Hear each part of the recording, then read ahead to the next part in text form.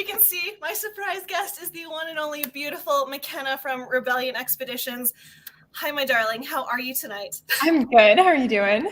I'm good. I am so excited that I was able to not spill the beans because I am so, like, I can't keep secrets. I get so excited about sharing, like, I don't know what it is about, like, sharing a secret when it's a surprise. So I'm really proud of myself that I was able to keep my mouth shut for a week. I was doing the same thing.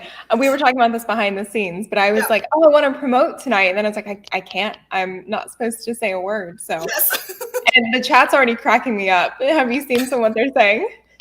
Yeah. Well, let's see. And I will say hi to people whilst we are. So yes, Tugs called it. Tugs knew that McKenna and I are actually starting to get to be friends. So well done, you Tugs. And then Rosie Gamgee is here. We're part of the live stream to keep me from blowing up chat. It's okay, dear. I love you blowing up chat. It is always a good time. Dead Saber Phil, dude, I still can't tell if you're like trolling me or you just like being weird, but thank you for being here regardless. I never understand your comments, but most things go over my head, so it's fine. As always, my mom is here giving me support, so thank you for that, Mom. Cajun Corey is here. You behave. I'm gonna lurk again. Got an online race to run again. No worries. Have fun doing your online racing. Shieldwell is here. Thank you so much. That's why she needs you in chat to blow it up. Exactly. So the guest is either McKenna or the UP. That's the one that was making me laugh. He has been on this all day long. Him and Salty Texas, who I did see is here. Yeah. They were like, I officially understand the phrase driving someone to drink. They were driving me insane this morning. Yeah, no, if it's about silkies, then I understand. Yes, and they will not let this go on Twitter. Like, all day long, it's been the UPS guy dropping off my silkies.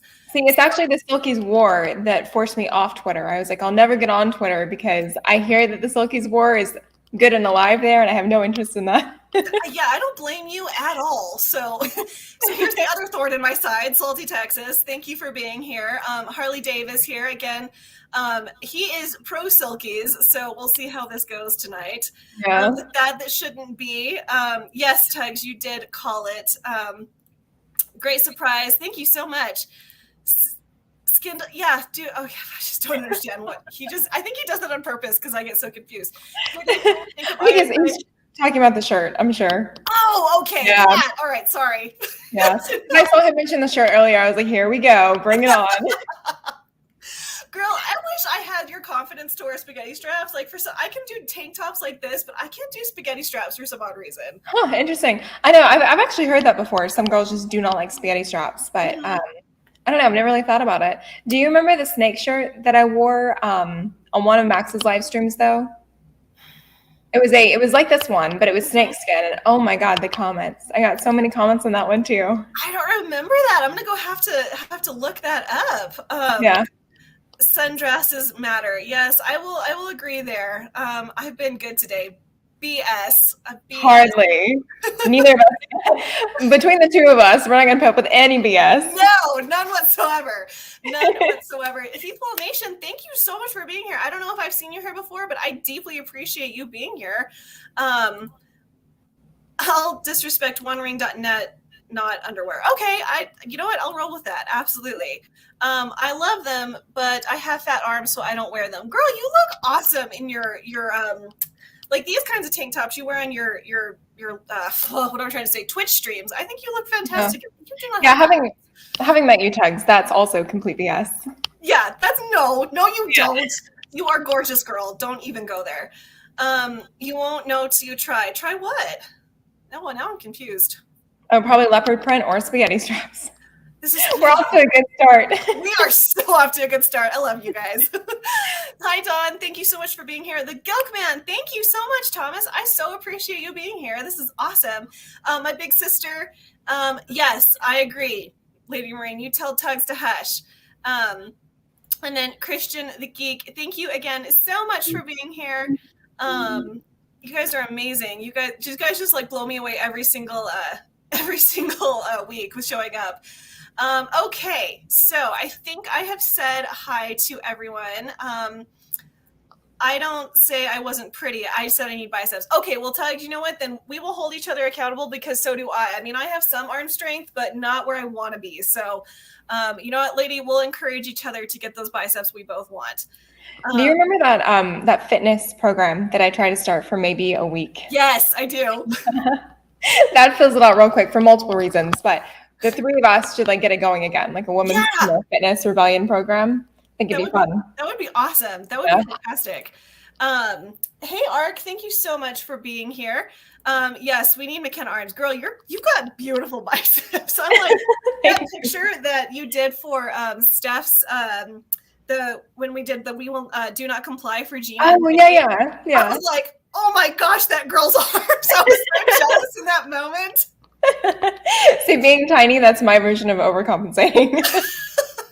See, and like me being tall and like, unfortunately, God gave me hips, and so I'm very much have an hourglass shape. So like I just embrace that I've got, you know, I guess thick legs, and I go out of my way to make sure my calves always look good. I'm like they will never not look good. That is one thing that I cannot grow calves to save my life. Really? I cannot. Yeah. I've been actually working on them, but you would never be able to tell. That's how bad that is. So like in Irish dance, I constantly had shin splints because my calves were so big. Oh, wow. As you dance up on the balls of your feet, your heels never touch the ground. Mm-hmm. So it was so painful. But yeah, I've always had like, that's the one, like, as egotistical as it is to say, I've always had good calves just simply because I've always been a dancer.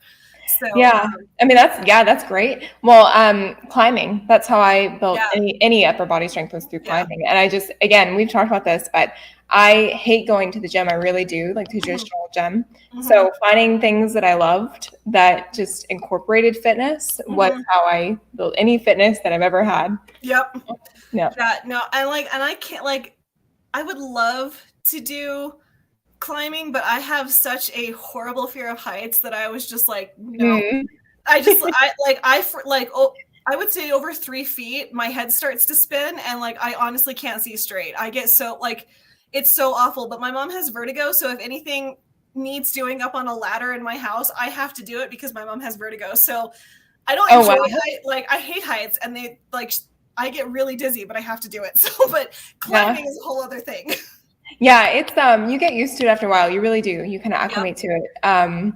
A lot of climbers that I know, they had a fear of heights in the beginning, and it still kicks in occasionally depending on what you're doing. But yeah, one friend of mine in particular had a massive fear of heights, and bless his heart, we always it was so bad. We always made fun of him because he would get to the top, which was great, but then he would just hang on at the top and stay up there for minutes, and we would have to like coax him back down. See, that's the thing. I think I could get up. It's getting back down. Yeah, you really do. You get used to it though. But no, I mean, there's so many other things out there to do that are, you know, fun and just exactly. Well, and I'm a yogi, so it's like I just need to do more upper body strength classes that focus on the arms, like holding, you know, a 4-arm plank for a minute, because that's always fun. And see, I cannot do yoga to save my life. It's the funniest thing. I joined a yoga class, and they more or less asked me kindly to leave. I'm terrible at it. I'm so bad. Here's the thing. I've been doing it since I was 24, and I'm still horrible at it. I can't do a handstand, but I'm a little more flexible. So funny. Yeah, not my forte. Yeah, see, and I don't know. I'm not knowing about climbing, but Tugs forced me to do squats. Well, good. I team pear-shaped. You know what? I've heard that like Marilyn Monroe level curvy is back in, I guess. Like Twiggy is officially out. And I was like, okay, well, I've never been all that concerned about it anyway, so whatever. I cannot keep up with any of that to save my life. Nor do I want to. It's crazy. I legitimately don't care. Yeah. I couldn't do the do not comply. I got an allergic. Oh, I'm sorry, Dawn. That's awful. Yeah, I'm so fair. So like my mom painted that black paint on, and I got it off like in 30 seconds because I knew I was going to break out in a rash. Mine stayed on for, I think it was 4 days after. I let my little sister paint it on me, which is great. She was like helpful and everything, but yeah, no, whatever paint she used, it was semi-permanent. It was on there for days. I had to wear long sleeves because it looked like I had some weird tattoo. Yeah. And so, yeah. Oh, thank you, Shield. Well, I always love your confidence in me. Oh, it jumped on me. Okay, so except in the rear. Yeah, that's the struggle. Okay, so I think hold on. Flaccid Phoenix, I don't know if I said hi to you, but hello, thank you for being here. Kirby has never gone away. Well, Twiggy might say something about that, but oh well. Observing it. Okay, see now chat's like already gonna do. They're like, we're on this. We got this. Observing an hourglass figure is nature's way of overcoming lack of biology degree. That is a brilliant way of saying that. Thank you, Charlie. I appreciate that. Hello, Zax. Thank you so much for being here. Before we really get going onto our actual topics, I have a $5 donation from Roman of the Empire. Thank you so much. Hey, forgive me for not, I'm not there. Having an old Navy brother over, and we are doing a lot of cooking. Have fun tonight with your quote secret guest. I know it will be awesome. Thank you so much, Roman. I will shoot him. I will shoot him a message and say thank you to him for that. So he is good people. He is good people. Roman is good people. I am very blessed that again, we've all just kind of fallen in with each other. We were talking about this before the stream, that we're all slightly introverted and none of us like really love being around people, but for some odd reason we've all like naturally attracted each other into one place. And I just think it's great that we've all found each other, because like you were saying, we never would have talked otherwise if we hadn't been in this community. Yeah. Have you seen the memes that are I'm about to butcher this, but it's basically like introverts with extroverts, and we just kind of shut down everything. Two introverts together, and let's like bring on the party, you know? Right. I feel like that is this community in so many ways. We totally do. We absolutely do. All bets are off. We're just like, yeah, exactly. Yes. Because you know what's funny? We all know when the other one starts to disassociate and shut down, we're like, yeah, we're like, I see you. No one argues. Like we're all like, yeah, nope. Time to go home. Yeah, exactly. Yep. Some of my extroverted friends who've known me for years, once I got into this community, they were like, we don't even know you, you know, because they're like, we had you had this to your personalities. Yeah, I know. I think it's funny. I haven't told anyone from like my old life, which just means people at my university. I have told none of them that I'm doing this, and I don't think any of them know. And I'm sure they will all be like genuinely shocked to hear like how open and outgoing I am, because they all knew me from my classes. I hardly ever said anything. So I think it would genuinely shock them that like I'm literally running a YouTube channel, because it's funny. They're all extroverts, and they would all say all the time, I want to start a YouTube channel about this, that, and the other thing. Yeah. And I would be like, well, then do it. What's holding you up? Like, go do the thing. Mm-hmm. And I think it's funny that none of them have gotten around to it, but the introvert has. Well, and I remember the live stream that you and Max and I did. Mm-hmm. That was like basically about, you kind of went into classes and what that looks like. Yeah. It's no wonder that in those classes you were like, you know what, I'm just going to get through this, just keep my mouth shut, and you know, and whatever, just get through. So I think it'd be hilarious if they stumbled across this. I think it'd be great. Oh man, I just like oh man, I just can't even fathom. Like, I'm sure I would get a lot of unfriend notifications on Facebook. I don't think anyone would be happy, but whatever. I have a new community of people who show up every week and support me. So you guys are incredible. So, oh hey John, thank you so much for being here. Tugs is I'm ready to start this fitness app. We should definitely do that. Yeah, I think it'd be fun. I think yes, we were talking about Tugs, all the crazy topics. When we knew this was we were just gonna derail ourselves. We were like, behind the scenes, we were like, okay, here's our list of topics, and one of us made the comment like, yeah, we're not gonna get to any of these. You do know that, right? It's been very random. I'd be happy if we get to like 2. Yeah. Okay, so on that note, we can actually dive into one of our topics, because we do have some kind of like, I feel like these are a little bit different than what I've generally done on this show. And you know, most of the topics we cover on the show has been kind of pop culture-y things, but I'm kind of turning the reins over to McKenna tonight, and I'm going to let her kind of lead where our conversation goes. And I know the first one you wanted to start with was Alaska and kind of the mindset of why you moved back there. So take it away. Yeah. Yeah. So it's funny because you and I have talked about this so much, you know, just as friends. So I wish that we had just recorded our conversations and could play them now. But yeah, so with me going to Alaska, a lot of people who have been following me or Max or Jay, you know that I spent the last about a month and a half in Alaska. I had been there before in 2016. I had like packed away everything that I owned into a suitcase, given away the rest, and then moved to Alaska to try to start a company. And that company, I stayed there for about a year to build this company because the previous owner had backed out. And I was like, instead of leaving Alaska, I'm going to try to actually run this company. And so there I was, very young, trying to run a company in a state where I knew no one, did not know a soul. And that pretty much failed in all the worst ways possible. Learned a lot through that, but it was like it was someone just putting their heart and soul into something that completely fell flat on its face. And I have been obsessed with Alaska ever since. So one of the things you and I have been talking about is a person knows what they're called to do, is my opinion on this. I feel like each of us, you know, man or woman, we know what we're called to do. We can feel it. It's something that like does not leave us alone. Like you and I both write. And I have basically more or less at times tried to run away from writing for the last 10 years. And it's just an obsession. It keeps coming back. And so one of the things that I have just been called to is to travel and to go to, I love mountainous terrain. And I love to go to places where I really don't know anyone and dive in and try to get to know the area. So as you and I have been talking, we've kind of, you know, been talking about, okay, there's a time to plan and there's a time to dream and there's a time to kind of gather all the details, but then there's just a time to actually cross that bridge and make it happen. And so the last month and a half was me literally crossing that bridge. All my family's in Tennessee, and it's a very comfortable, you know, place. Like I know everyone there. All my family's there. My friends are there. Their friends are there. We've been there for my entire life. I left when I was 18, and I've been traveling since. But I think it kind of hit me at one point. I was like, you know what? I can keep traveling, but to actually move to places and spend a good amount of time there is something that I've always wanted to do. So it hit me. I was like, it's just time to do it. So what I did to inspire, and I think you and I were friends during this time, I was kind of telling you what I was doing, but I started to just force myself to do it. So I sold my car. It's really hard to get anywhere, you know, without a car. So that was great. I sold my car and I started to sell like the necessities. And that forced me to make big decisions, and it forced me to get to Alaska. And what was phenomenal to me was when I showed up in Alaska, everything that I needed showed up in the most beautiful ways. I was fully taken care of, you know, and you and I are both Christian, and I firmly believe in that. Oh, wow. Hey, Matt. Dang. Hi.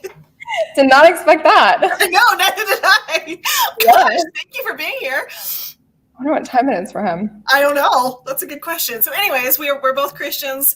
Believe that those doors will open. Yeah. But it is the whole, like, you know, you have to actually take the risk, and you actually have to put yourself out there and go, okay, God, if I'm going to do this, I know that you will provide. And I trust that. And so it's been really interesting the last few months for me, you know, going ahead and taking risks. And I had people who were like, you know, this is probably too big of a risk to take. You should consider something smaller, and just going for it anyway. Again, just like blessings pouring in. Everything I needed showed up. And then the most supportive people have been showing up like crazy. People who see me, who know me, who understand what I'm going after, who I can support as they're going after stuff. You know, you and I, our friendship has developed. So it really has been amazing. That's kind of the theme behind Alaska. And so it's funny because people who follow you and me and Max and everyone, I've kind of talked about the experiences that I've had in Alaska, but I've not stopped and just said, this was my mindset behind doing this, and here's how God blessed the heck out of it. And I'm just so excited to have this understanding moving forward. So yeah, that's a very philosophical deep dive on what the last few months has been. That's amazing. Okay, it's 2 a.m. here, but wanted to stop in and say hi. Well, thank you so much for stopping in and saying hi. Go to bed. Yeah. Go enjoy yourself. You are supposed to be taking a break from YouTube. We love you. We appreciate you being here. Now go to bed.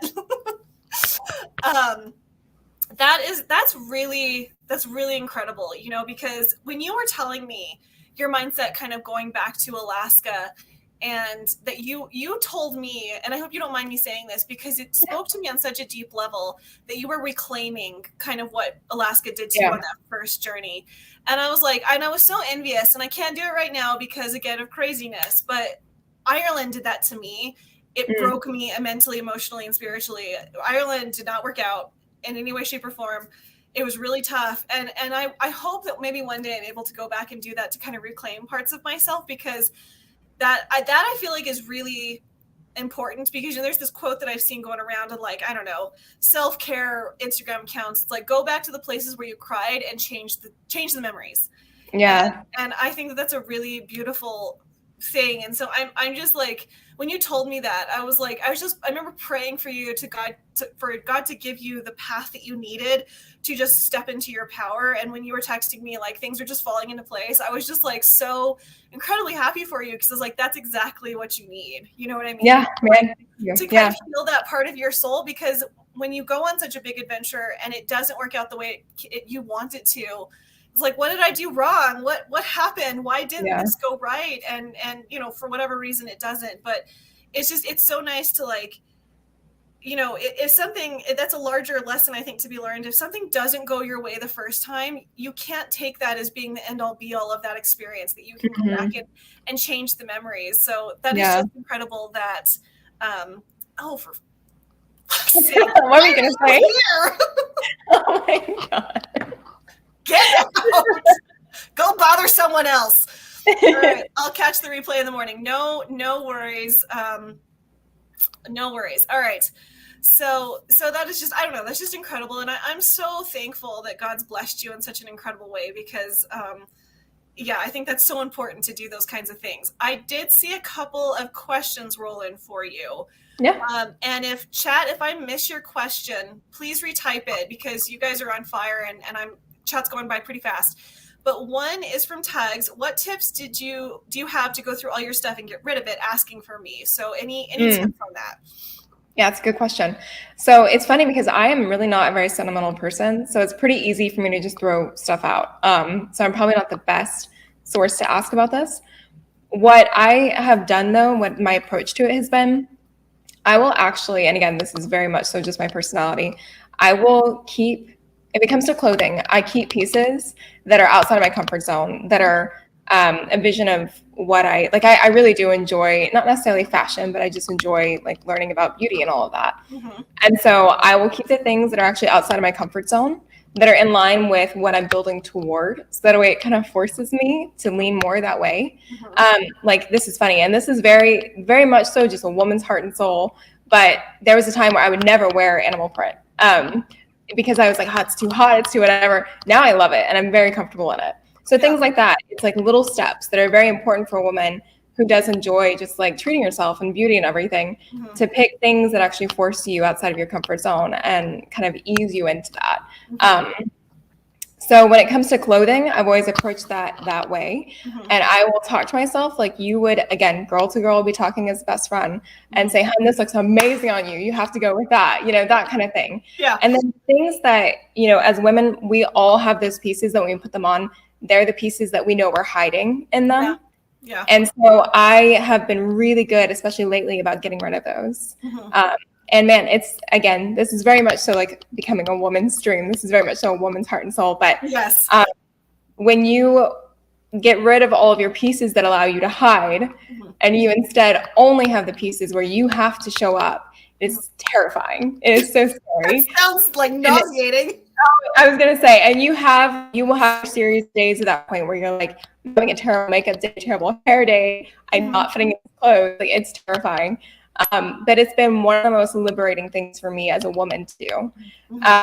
So as far as clothes, that's been my mindset for that.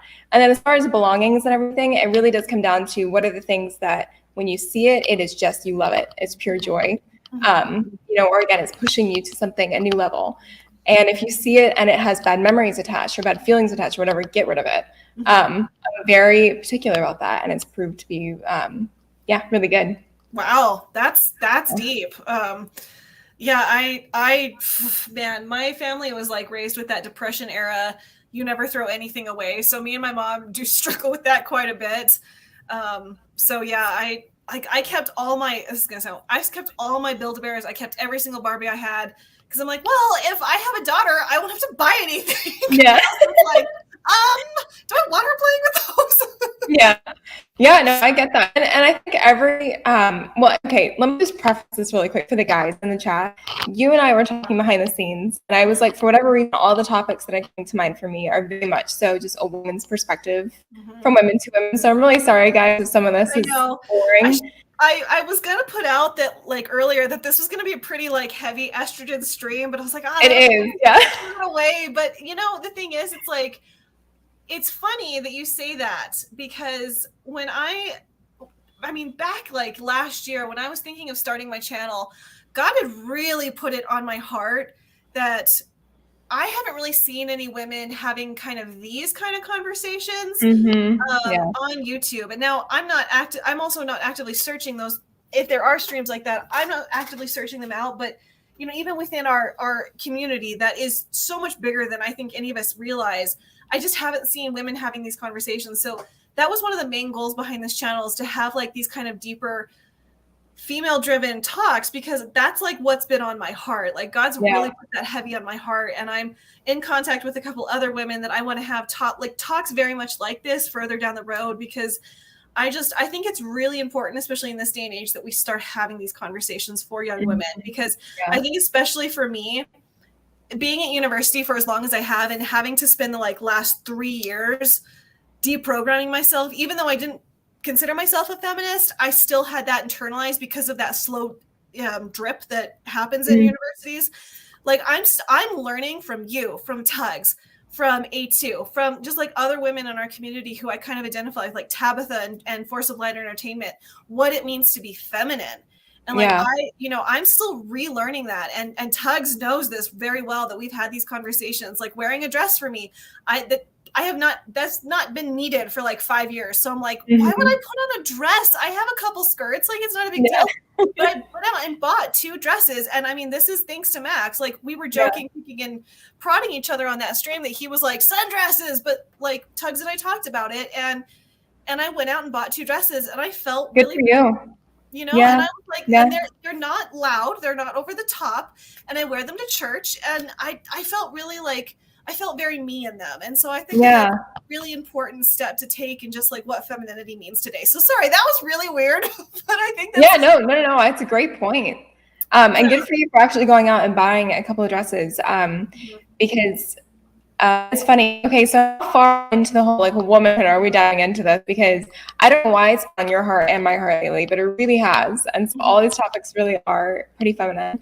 But I think it's been the same for me in the community. Just the timing is really interesting to watch, because you had talked about this. I grew up with guys, with brothers. All my cousins were guys. And so growing up, I did not have a ton of girlfriends. I went through one phase of my life, my teenage years, where I had like a group of girls. And then since then, it's been, 1 or 2 good girlfriends throughout my life. And so coming into this community, when I started working with Jay, the last thing that I expected was to actually start connecting with other women and to have just the whole concept of femininity and what it actually is in God's image thrown in my face again. And it's been really, really good. It's been really fun. And on the flip side, I've had a lot of friends of mine, not even in this community, just friends who are guys, reach out to me and say things like, hey, we've been kind of watching what you're doing online, and we know that you've spoken on masculinity and femininity a lot. We're struggling with the whole masculine thing because of all the liberal BS that's out there right now. And so it's like this whole concept of what it is to be masculine, what it is to be feminine has just kind of been thrown in my face, and I think your face. So it's definitely a topic that's been on our minds lately. But having said that, for a woman going out and seeking beauty, it is so twisted right now by society, by social media, and it has been for a long time. I've been watching some like English dramas lately, and it's been twisted for a very long time.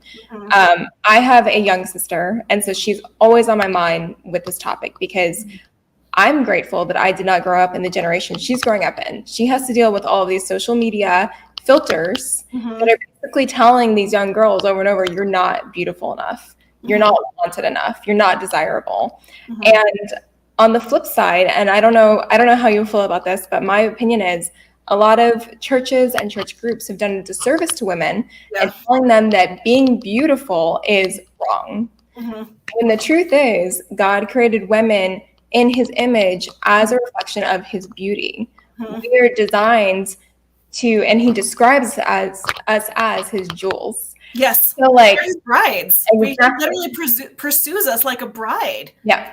So for women to go out and learn what it is that makes them feel like they're actually reflecting their beauty, and to have fun with makeup and have fun with hair and have fun with jewelry and all these things, go and adorn themselves to reflect their own beauty. That's a very biblical, very good thing, you know. It is. And ask any guy, he will appreciate that too. It's a very good natural thing. So, and you know, it's also funny because I follow this gal I follow two separate accounts on Instagram. One is It's the Real Brittany Dawn. And then the other is Feminine, Not Feminist. And they both have radically different views of what constitutes modesty and beauty.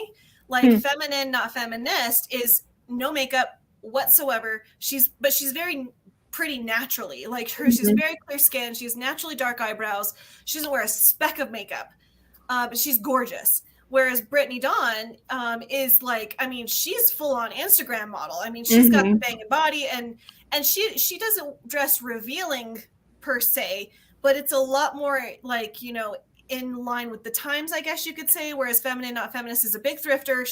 That's what I do.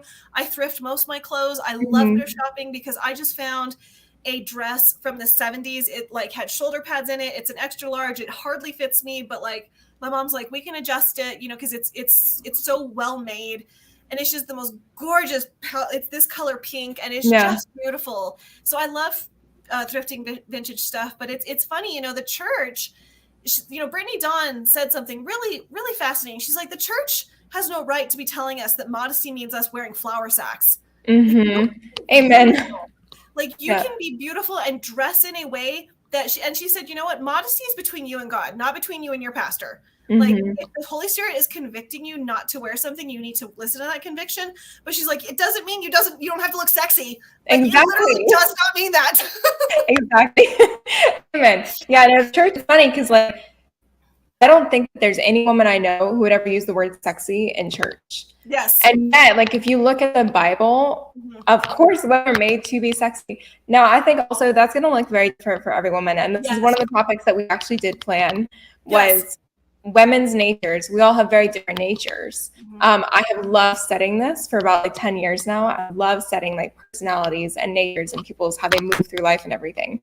But I think that men and women, but some women are designed like with a more fiery spirit. Like if you were to pick an element that describes them, it's fire. They have a push forward movement. They will tell you how it is. You know, they are more blunt and direct. You have other women that it's like they're just made with a comforting spirit. When you're around them, you are at peace. Yes. You are able to rest in their presence. That's my little sister. That is my little sister. Mine too. Yeah, mine too, ironically. And then you have other women who like, they're the life of the party. They're more fun. You know, when you're around them, you're like, okay, now I can just let loose and have some fun. Yeah.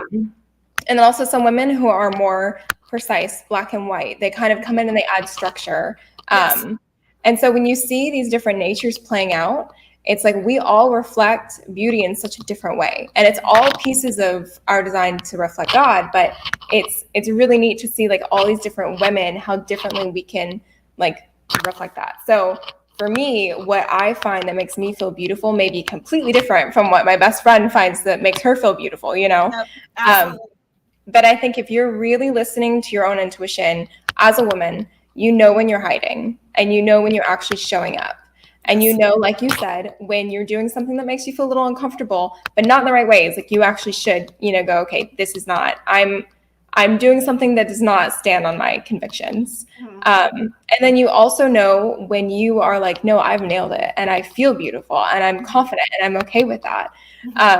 That takes a woman who is done the work to be healthy and whole and healed and continues to grow. But when you're around those women, like you and I have been talking about this, when you're around those kinds of women, that's where you see women who are not in competition, but they're actually good, deep friends and mentors and, you know, sisters in Christ and all that good stuff. And when you have a community like that, which is what you and I have been finding, it's amazing. It really is. It is. So, yeah. And you know, the thing is like we go through our rough patches, but at the end of the day, we're still showing up for each other and still supporting each other through our journey, whatever that looks like. So I think that that's really vital. But yeah, no, you're absolutely right. I think And the thing is, it's like, it's funny because we've talked about this. It's like, we're quite similar. We're finding that like we have very similar personalities, and we're driving each other towards those goals because we need each other to drive each other towards those goals. But I have other friends who like will pull me back down to earth, and keep me a little more grounded because I can get quite fiery at times. Yeah. Yeah. It's funny, like when you get in that community of women who are all of these different natures, they find a way to all complement each other. As long as they're like, and because the thing is, it's like when you're really in a community of women who are interested in supporting one another, you're right. We're not going to be in competition with each other because we all want each other to succeed. It's like you're doing your thing, I'm doing my thing. Let's push each other towards that goal. Yeah. So I think that's beautifully well said. And yeah, we're like, you're teaching me a lot about my nature because I am 32. I never would have described myself as fiery until you said it, and I was like, yeah. I remember that conversation very well. That was a fun conversation. That was a really fun conversation. But what's funny too is like, and you and I have talked about this, and it's funny, I'm going to try to keep this as general as possible without going into like my details of my life. But again, as women, you're kind of accidentally taught throughout your life that you have to survive. That's a trap that you can fall into really quickly. I've fallen into it for a long time, where it's like, just between the turmoil that life can bring, that relationships can bring, that family can bring, you get really, really good at surviving. So as a woman, for me at least, I hit a point where I was like, okay, I've mastered survival, but it is not what I'm called to do. This is not actually honoring of me at all. So when do I want to start thriving? And am I willing to do the work to get to that point? And for me, that's really been the journey that I've been on ever since. And as you and I were talking about that whole topic, the way we described it was, that's when, as a man or woman, you start to actually learn who you are, and you start to strip the judgment off of those personality traits. Where instead of thinking, like, for me, I was like, I feel like I'm pretty, black and white, a little judgmental at times. And I've made women cry. I'm a little direct sometimes. I was like, no. I'm very passionate about what I believe in, and I'm willing to say what needs to be said in the moments where it's appropriate, when others don't tend to be built for that. It's a very good thing when it's healthy and grounded, and when it's leveraged correctly. Exactly. So things like that, you really learn, and that can go for any woman's nature. Like a woman who's a little bit more, like we were saying, like more comforting, like my sister, really good example. And again, she's a lot younger, but my little sister is very much so more comforting and sweet, and like she's fiery when she needs to be, but she does come off as kind of, you want to protect her. That's kind of her personality. And same with her, being her older sister, it's like, hey, don't judge your nature. Your nature is perfect as it is, if it's healthy and if you know how to use it. So I think as you really begin to learn who you are and start to strip the judgment off yourself, that's when you begin to honor yourself, and you become honored by other people. Show up on you. And I think that's what you and I have been so excited to see in our community. Absolutely. Absolutely. And, going off that same point, when you start honoring yourself, I'm finding, and again, I'm struggling with this point, is that setting boundaries so that you can honor yourself is one more step in that direction. Because like when you're in survival mode, like, and I don't know how into Enneagrams you are, like the Briggs-Myers personality test, but my sister is super into it. She's constantly telling me things, and I hardly absorb what she says. But there's one thing she did say that I absorbed, is that I'm the helper, and that everyone, no worries, Dawn and chat, I'm not ignoring you. I'm seeing what you guys are saying, and I promise I will not neglect you guys. McKenna and I just have this tendency to just, when we start talking, we will like literally not stop. But thank you so much for being here, Dawn. I deeply appreciate it, lady. Get some rest, and you enjoy your evening. Is that, so the helper, and this ties into my love language, which I am going to say, because I don't feel like this is terribly revealing about who I am. My love language is acts of service, because the way I show love towards people is an act of service. I'm last on every single list I have. Like, I am number 1 million on every list that I have. I just do not put myself first. The only thing that I will like put myself first for is when I work out. That's literally it. I will not honor myself in that, like, no, this is my time and no one's allowed to interrupt me. And it's like, I'm not being cruel, I'm not being mean. It's just, I need to work on myself. Like, I need to further my goals. If I'm only ever helping other people further their goals, I'm always going to be stuck behind. Yeah. So like, that's really hard for me to do. And that is something I'm actively trying to learn how to do and do it in a healthy way. But it's hard. But like, I can feel my self-respect growing when I do that, because I don't always want to be the one that's last, because I'm helping everyone else further their goals. You know what I mean? Yeah, absolutely. I think that that's something that both men and women can be conditioned to believe, is that it's selfish to put yourself first, when in actuality, that's completely backwards. It is the most giving thing that you can do, to put yourself first, to learn who you are, to honor yourself, because then you're able to care for others in a way that you and I have talked about this. Then you're able to care for others where if they're going through issues, you don't take it personally. You know, it's not your stuff because you've taken care of yourself. You know, and if they're going through issues, you're not drained because you take care of yourself. I think, again, to speak just to women personally, and part of this is I can't speak to men. I don't know, you know, how they think about these issues or how it would be different for them. But as a woman, the only way that I can learn from you is if you stand in your power and you know who you are, and you're doing things like this, where you start a YouTube channel and you're sharing pieces of who you are and what you're passionate about. That's when I can actually learn from you and be able to actually give back and support you. And then same with me. The only way that you can like learn from me is if I'm doing the same exact thing. So that is a really good kind of blanket statement example of how it's very important that you actually turn to yourself and say, what do I need? You know, what do I want? What am I passionate about? Someone who spreads himself thin, helping others, you cannot grow from them, ironically. You know, they have a heart of gold to try to pour into others like that, but there's not much that you can learn from them. So yeah, it's interesting. It's another kind of conditioning that I think on this journey you end up learning, nope, that's a conditioning that's not serving me. Exactly. And I you know, I think that, you know, learning who you are and understanding your natures, and like you said, when something happens, that you aren't hurt by other people because it's their stuff. And I'm butchering what you said, but I think that's an incredibly deeply profound statement that I think we all need to learn, that you know, if something is triggering that you've done to someone else, that they come back at you, like, you know, that's on them. That's a them, not a problem, but it's like they've got issues that they need to work through. It's not something necessarily that I've done. Like, this isn't exactly a judgment on me. It's that, you know, we're all on a journey and we're all walking a different path laden with different issues. And that if something comes back on me, it's not necessarily like my fault. Like, I haven't done something wrong. It's that I just need to understand that everyone reacts to things differently. So yeah, I think if you're standing in your convictions, you're speaking boldly on those, and you're doing it in a way where like you're grounded and you're just speaking your mind, and you have people coming at you saying that's wrong, that's whatever, you know, that triggered me, I'm pissed off at you, I'm offended, that's all their stuff, you know. Number one, this is America. We can speak our mind. That's what we're made to do.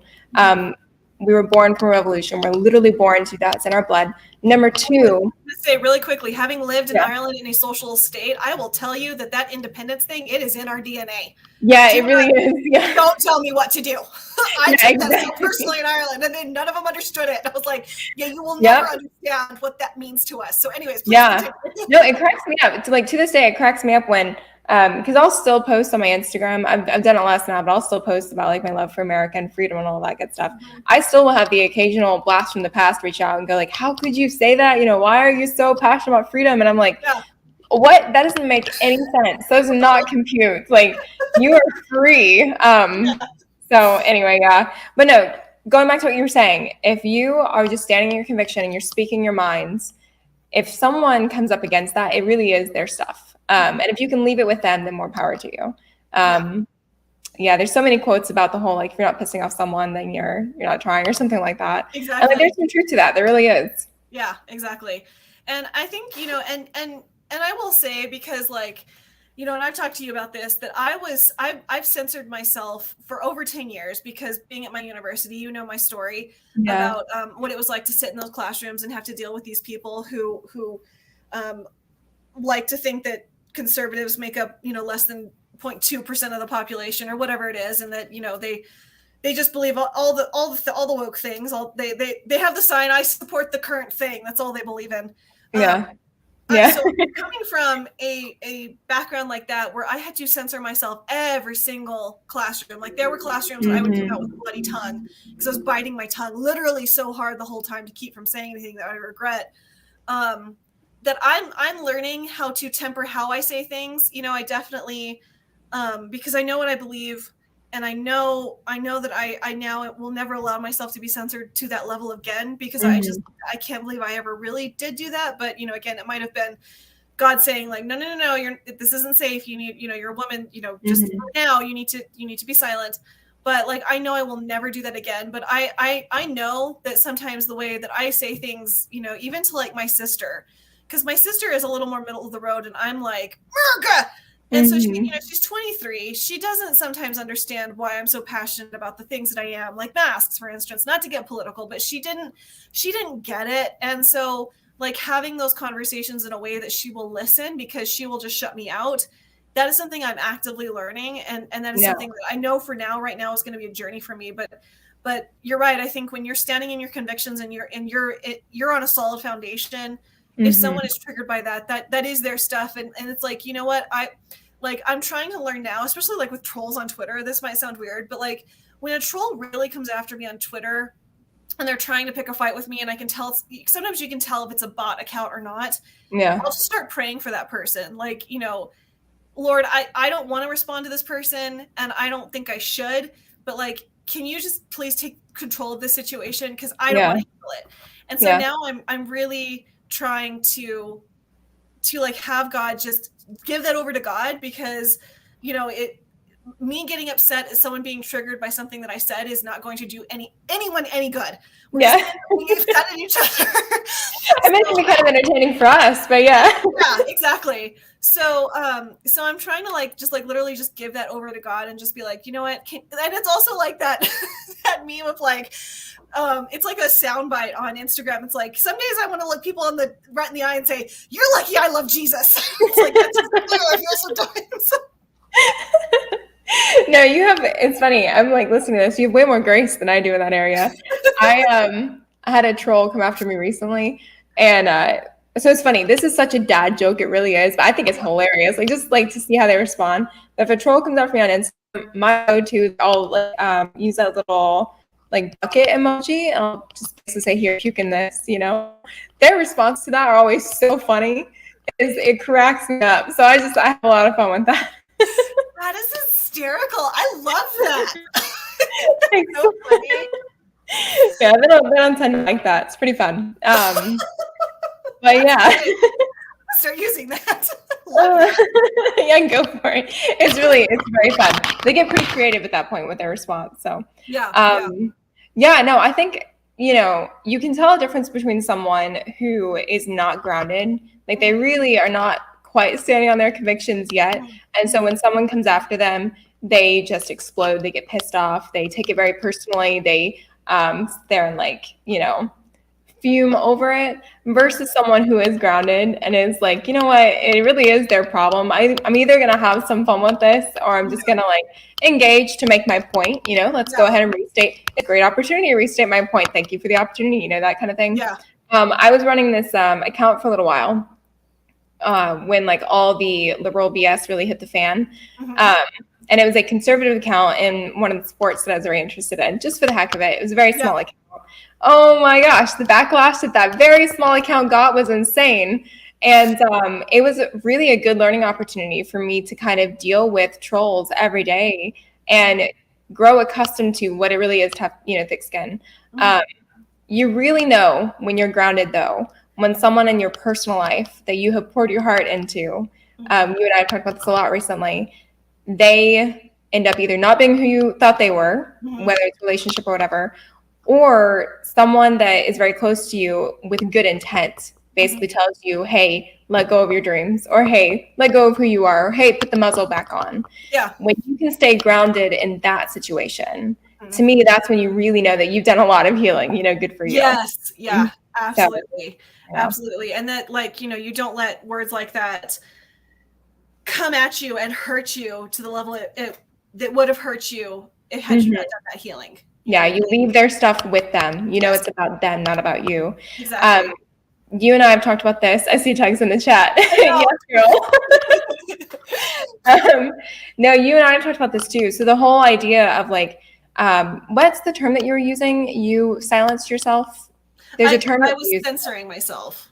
Okay, so it's funny. You use the term censoring, and I've always said that I had a muzzle on. Mhm. And that wasn't necessarily just for me and my political stance. Like, I've always openly loved freedom. I've not been as passionate about talking about it until I was the last 2 years. Mhm. But I would say my personality, there's two major parts of my personality. One is like the fiery side, and one is a much more reserved private side. Yes. And I grew up with a family tree. Not my mom, thank heavens. I think you would love my mom.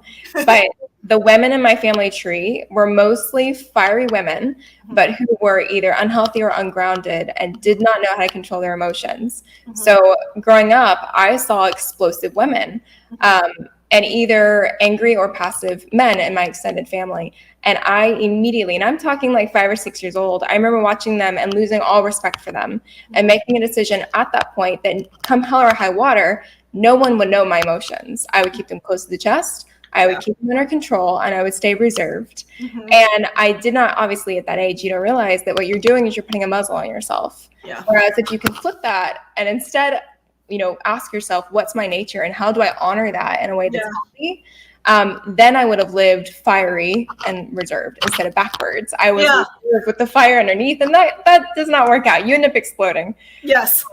So yeah, but I think most of us at one point or another have hidden ourselves. That's just human nature. We hide because we think it's safe, whether that comes from our family system or whether it comes from like after family and we get out to the world and we're like, oh my God, what is this? Yeah. We end up, hiding either pieces or our entirety of who we are. And so what I'm seeing more and more is like women and men, but women who are really stepping up and going, no, who am I? And let me actually stand in my power. And in this community, it's amazing to watch that. Yeah.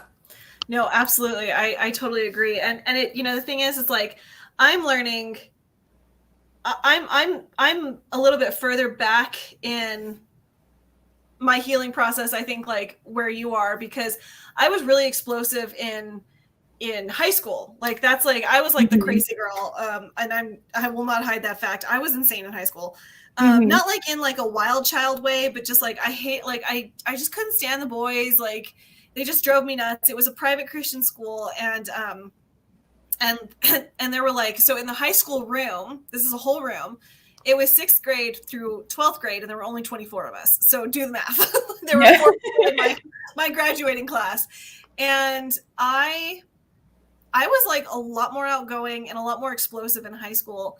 But then when I got to college and I had been in like, a reserved, like kind of in a bubble for a good part of my life in a tiny Christian school, going to college, I shut down hard. Like that first year at 18, it was like a door slamming shut. And I withdrew from humanity so heavily at that point, and I retreated into my books. And I'm now trying to come out of that, because I'm still very much someone who retreats into their books, but like finding the balance between like standing in my convictions and being the person that I once was and becoming that girl again, but also holding myself in a reserve that is respectful, I feel like, for just, winning hearts and minds. I'm not going to do that by shouting at someone. So like standing boldly, because I do have a temper, unfortunately. I have a pretty awful temper that just runs in my family. But like standing boldly, but not letting my temper get the best of me and not letting myself be hurt by other people's reactions to my convictions. Yeah. I'm still learning that. But I think that like, if you're someone who's dealing with something similar to that, or anything that we've said has resonated with you, the fact is that like, if you can identify that, I think that's so empowering, because it's like, okay, this is why I'm mentally spiraling out of control. Now I know why I have panic attacks. 3 years ago, I didn't know why I was having such crippling panic attacks. Now I do. And I'm like, I am so empowered, and I haven't had one for months, and I feel so good. So it's like just standing in like my power and my convictions and understanding why mentally I react to things the way I do has been just so grounding for me, because it's like, now I feel so much more assured standing in who I am. You know what I mean? Yes. Amen. Yes. And so like, it's amazing to me because to watch, like you talked about this, it's fun to watch you light up when you're talking about like just the progress that you've made. Again, that's like in this community, I've seen that more and more with a lot of the just people in this community. We are with very free people who are doing the work that, in my opinion, very few people do, which is to get to know yourself and then stand in it. So it's been really fun to watch. The other flip side to this that you and I have talked about some, and I don't know how deep we want to get into this, but in my family system as well, like my extended family, again, I have great parents, and I'm so grateful for that. But my extended family, the other side of that I saw, like I said, was either anger in men or passive men who, when their family needed them most, was the moment that they were the most cowardice. And you posted this quote weeks ago that was like, if you think that a strong man can cause damage with the whole masculine, like toxic, whatever, imagine what a weak man can do. And I was like, yes, absolutely. And so as women, the whole, the battle against masculinity that we've seen in society is so potentially damaging because we need strong masculine men. Like I can attest to that. I saw a weak man and the damage that he can do to a family system. So having strong men that you can rely on, that do provide like their own, like what they reflect from God, the biblical version of protection and provision and all of that good stuff. It really is amazing when you have that. And so watching this community of people who you have women who are standing in their power and men who are standing in their power is really neat to see. As kind of our society kind of strays from that. You also really do see people who are now like, oh, hell no, I'm not letting our society lose that. I'm standing in that. And it's really cool to see that happening.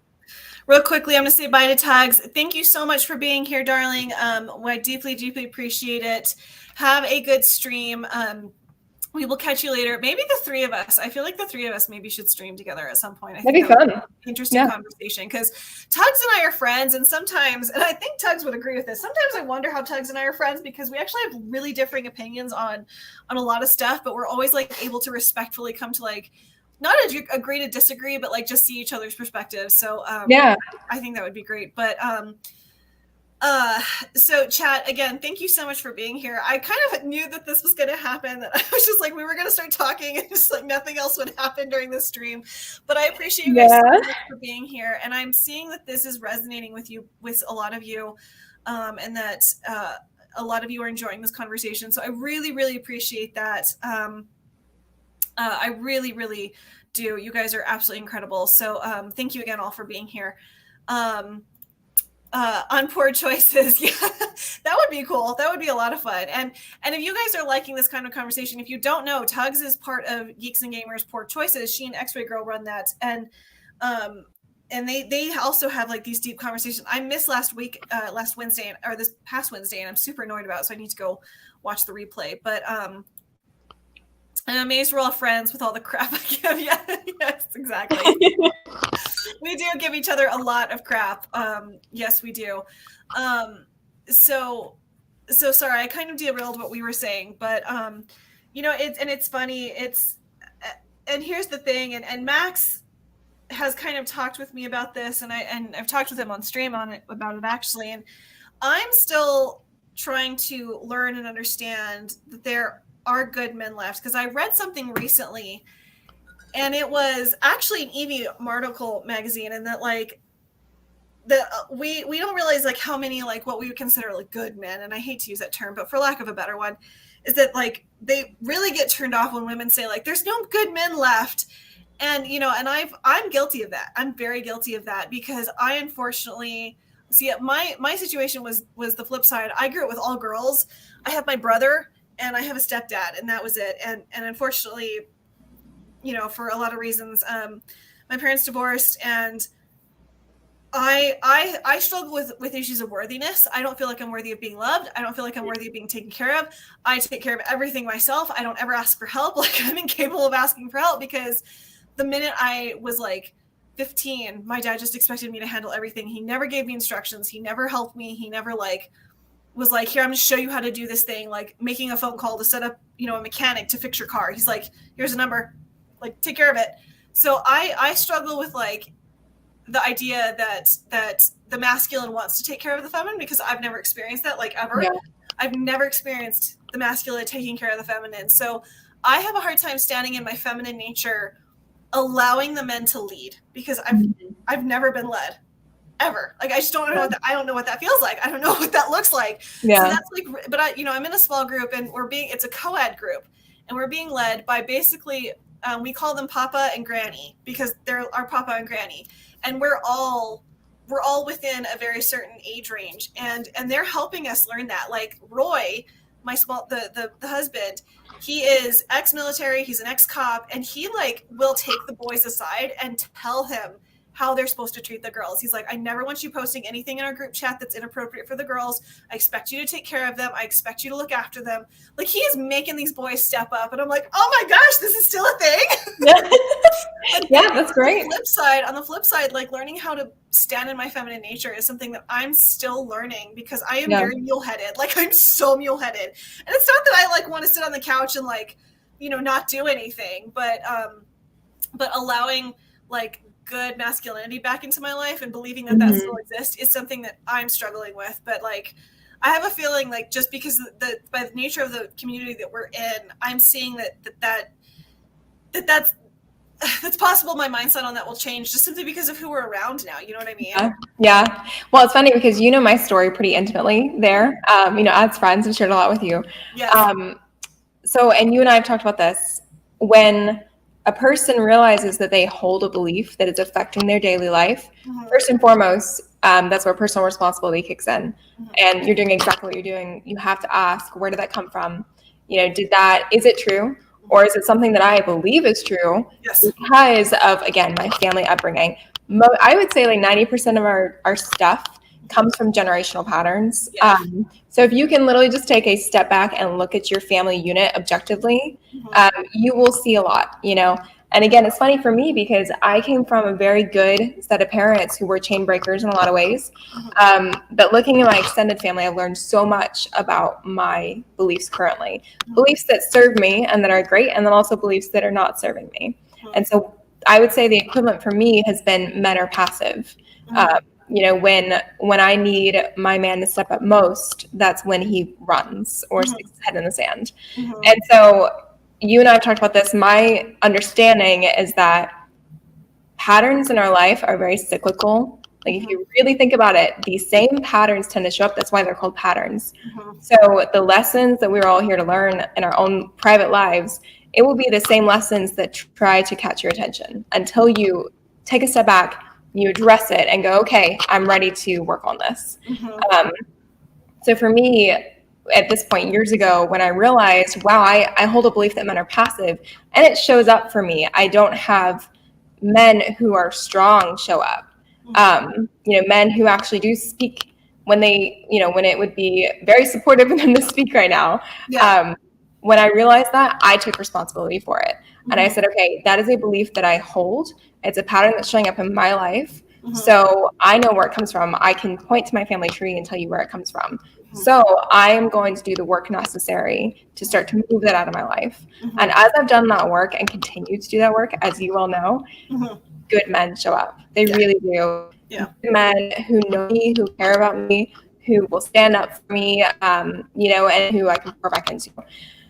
And when I have things hit, I had something recently happen that really rocked the boat again, and was like, can I trust that I'm actually moving this out of my life? Sure enough, I had just a great community, and you in this community and in friends of mine show up to say, hey, we see you, we got you. So I really do think, for a man or a woman, if you take an objective look at your family tree and at your life, at what you believe, and you start to move those things out of your life, it's amazing what blessings can show up. It really is. Absolutely. Yeah. And also I think literally just being bold enough to say like, no, I'm going to fix this. I think that's an incredibly empowering thing.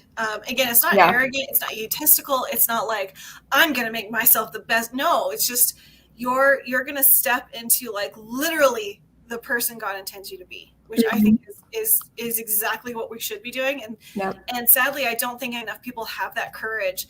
And and I'm not saying that like you have to get on the rooftop and start screaming things. That's not what I'm saying. Like you standing in your power, I think is it's hard and it's scary, but it's very worth it, I think, at the end of the day. Yeah. Oh, yeah, absolutely.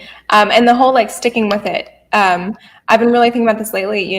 Motivation is fleeting. Discipline really does. It works wonders. So it's really the times that you're like the most triggered, the most worked up, that if you can just do the work in those moments, and like, I don't know what the work is, just do the work to continue to, push yourself forward. That's really important. And I think also just to know this is human nature. Like we are all going through very similar stuff. It does not matter where a person is in life. They have very similar stuff and lessons that they've had to learn. I think that's been really, really reassuring the last few years as well. The other thing that you had mentioned was tact, the idea of tact.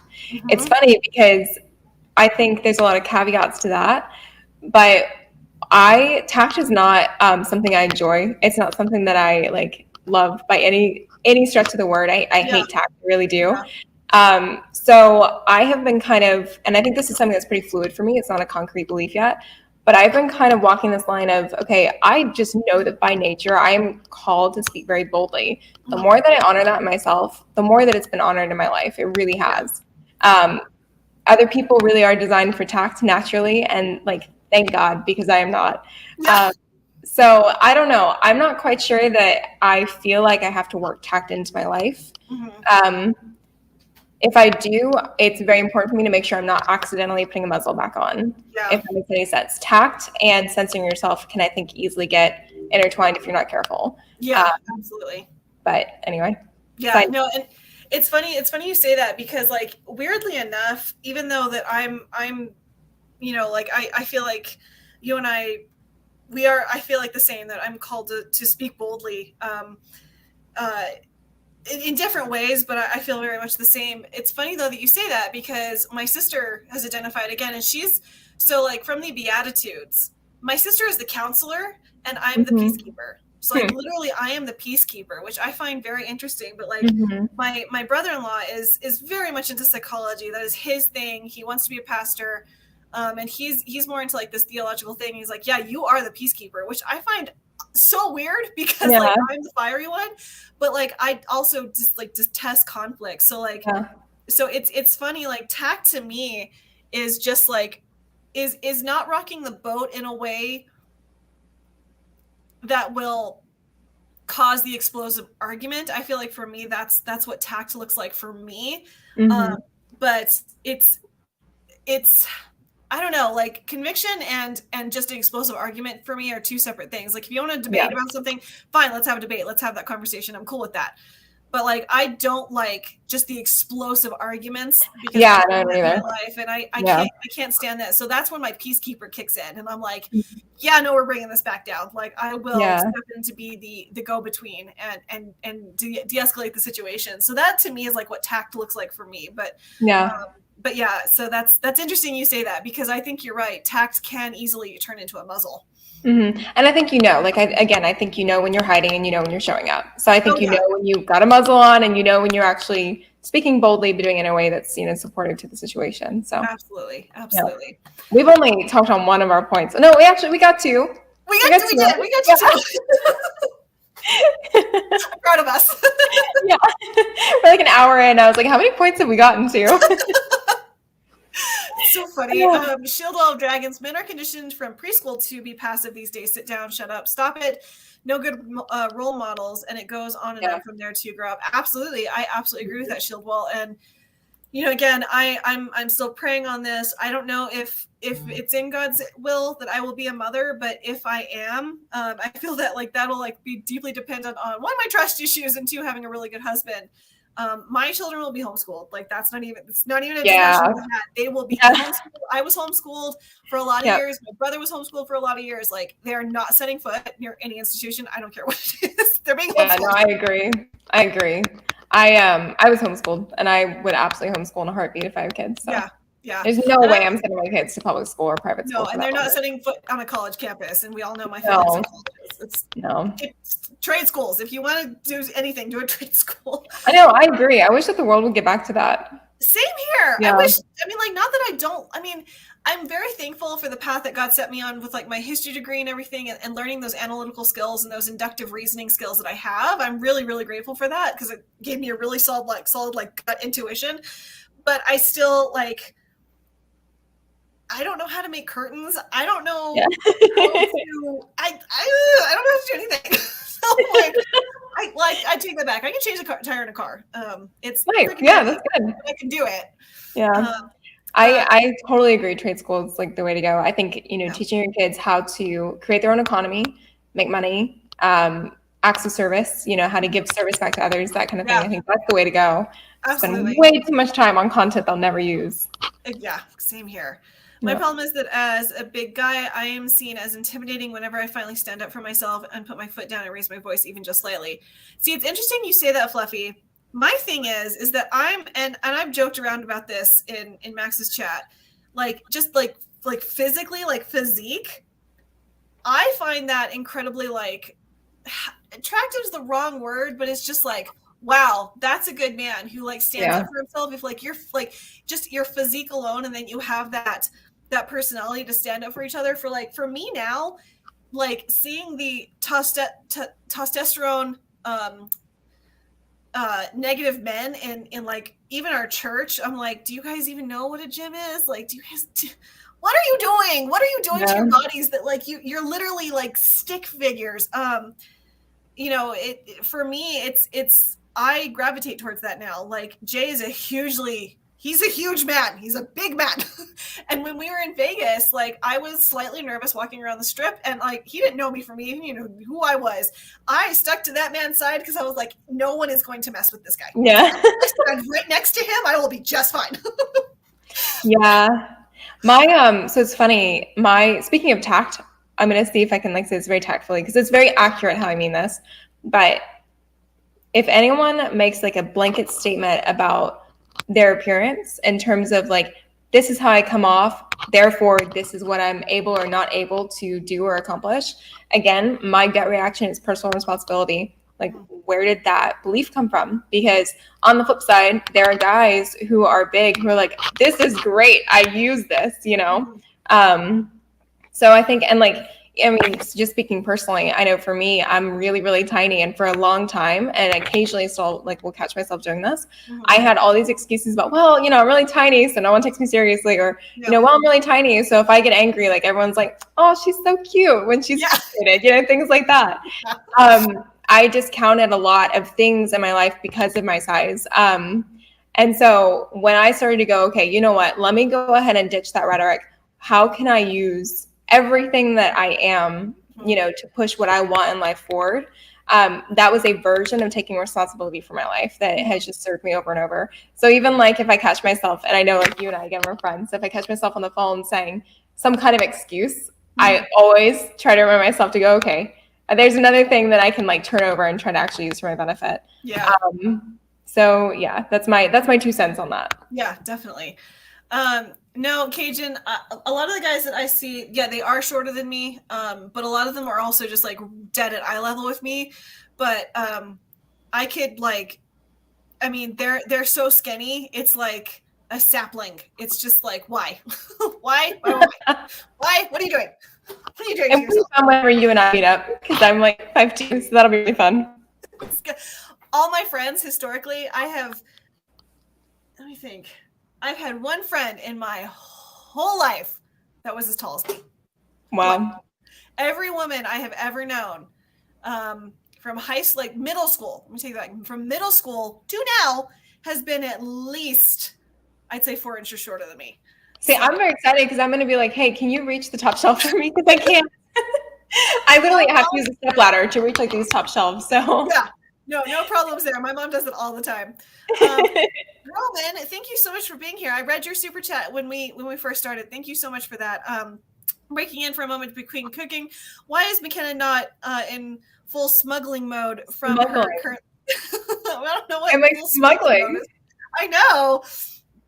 I don't know what full smuggling mode is. I get it. Roman, I will DM you my comeback for that. It just hit me. I got it. Trust me, I am. That's all. I'll leave it at that. I am. Okay. All right. Yeah. Just had dinner. I've been skinny all my life, but I'm a Marine and a black belt in Kippo, so it's deceiving. That, you know, Brian, the thing is, it's like, there's a difference between being skinny and actively trying to rid your body of testosterone. Those are two separate things. Yeah. Well, yeah. I will always reach the shelf for others. Yeah, my mom. Yeah, I appreciate that. My mom's 5'5", my sister's 5'3", my dad is 5'7", but I'm like towards 5'9", and my brother is 6'2". So we've always been like the one that, like, you know, my mom was like, come reach this top thing in the top counter for me. Yeah, see, I have the opposite problem. So I have two brothers and a sister. Again, younger sister, she's 14. She's taller than me. So I am now officially the shortest in my family. No. And yeah, so it's great, as you can imagine. I'm always the one that's like, can anyone reach the top shelf for me? That's so funny. That's so funny. Yeah. Okay, well, chat. I have been, you know, again, I've been seeing your comments. Again, I don't want to neglect if anybody, Rosie, I feel like you had a question for McKenna. If you want to throw that back in chat, you know, I don't want to like completely bogart her. If you guys have questions for McKenna, I will do my utmost to get to them. But as you can see, the two of us can talk for hours and not even realize how much time's gone by. Like, we can do this all problem. It's a big problem. Like, we were on the phone the other day and we kept trying to hang up and we kept coming up with topics to keep talking about. And I was like, I really need to let you go. Yeah, you had told me like 30 minutes prior, you're like, okay, I've got to run. I was like, okay, sounds good. And then 30 minutes later, I'm like, I'm so sorry. I need to let you go. Okay, here we go. So, you know, McKenna, absolutely, you know, your comfort level is your comfort level. If you want to say where you are in Alaska, go ahead. Yeah, so I lived in Trapper Creek near Petersville. I had friends of mine. They were amazing, and they have a cabin up there. They're renovating for an Airbnb, so they let me stay up there. Beautiful piece of property. And then I also, at the time, knew some folks in Wasilla, so I was going on there a lot to visit. And then a lot of friends I ended up making were down the Kenai Peninsula. So kind of all over the like southern coast, basically. But I technically was staying in Trapper Creek. Awesome. I'm really curious where you grew up in Alaska, though. Yeah, Rosie, again, your comfort level, if you would like to say, you know, please throw that in there. I'll highlight that. Are you all Protestants or Catholics or non-denominational? So I would consider I grew up Baptist, so I very much lean into that. My church is considered a Baptist church. Not like deep Bible Belt, wear skirts kind of Baptist, but yeah, that's what I identify as. I don't know, McKenna, do you have a preference? I don't know. For me, it's always been like, I'm a Christian. It's between me and God. Like, I don't know. Mm-hmm. You know what I mean? Yeah, I'm the same way. So I have a very strong faith. I would never call myself religious for a lot of different reasons. Having said that, though, I grew up kind of more Protestant. Like my church that I used to go to a lot was Protestant. Mm-hmm. I would say I'm non-denominational. That's kind of where I land. Same thing. It's like I don't understand the division within churches. I think it is a lot of service too. Yeah. So. Yeah, absolutely. And I mean, like, not that I don't love my church, but yeah, religion, that's like, I struggle with that too. I'm not I mean, I like my church, but I like my small group better. So I'm like, I was going to say, yeah, I do better with like, and like, there's one pastor at if I could just like sit and learn from him, like literally sit at his feet and learn from him, I would be so happy because he's such a smart man, but you know, it's unfortunately not how things work. But yeah, I do better with the smaller. Like, you know, when the pastor says, like, get up and say hi to someone, I book it to the door. I'm like, no. Any icebreaker thing, I'm like, oh, I am not meant to be here. No. No, I'm not turning to anybody. No, I cannot stand icebreakers. Yes. I don't know. Do you know how to say that? Oh, Valdez. Yeah, nice. Okay. Cool. Thank you so much for being here, Cajun. We deeply, deeply appreciate it. We will see you on the next one, my dude, and I'm sure you will be picking at me as per usual. You know, it's funny. The very first thing you posted, I think, is that you said you could see the Denali Mountains is from like your cabin. I was so like, I didn't know kind of where you stood on this, but I really wanted to text, like message you and be like, have you found any vampires yet? What? Have you found any vampires yet? Because remember that other clan in Twilight, they lived in Denali. I was like, I'm so jealous right now. I'm actually so impressed you did not DM that. I'm very impressed. Yeah, it's funny because who was it? There was another friend of mine that asked a really similar question, and I did not connect the dots at the time. So now I finally connected the dots. But yeah, no, the cabin I was staying at literally had a view of Denali. It was beautiful. Yeah, that first picture you posted, I was like, oh my gosh, that is so beautiful. I would love to come up there. Yeah, it was gorgeous. Because right now I'm currently in California, and it is such a different landscape. Obviously, it's such a different landscape. But going from Alaska terrain to like what I consider the tropics, oh my goodness, it's so different. So I love the snow, and I love Alaska. I really do. Yeah. See, I wouldn't thrive in the snow. When I saw the snow drifts up there, I was like, nope. Nope, I'm not built for that. I am a desert girl through and through. Give me like, you know, in come June and July and into August, the cops will be begging us not to step foot outside unless we are wearing light colors and have a bottle of water with us, because heat stroke is such a prominent issue. That's like the number one call to 242 cops and 911 in the summer is heat stroke. Because the thing is, what you have to understand about Albuquerque, I don't know, have you ever been to Albuquerque? I've been through it, if they count.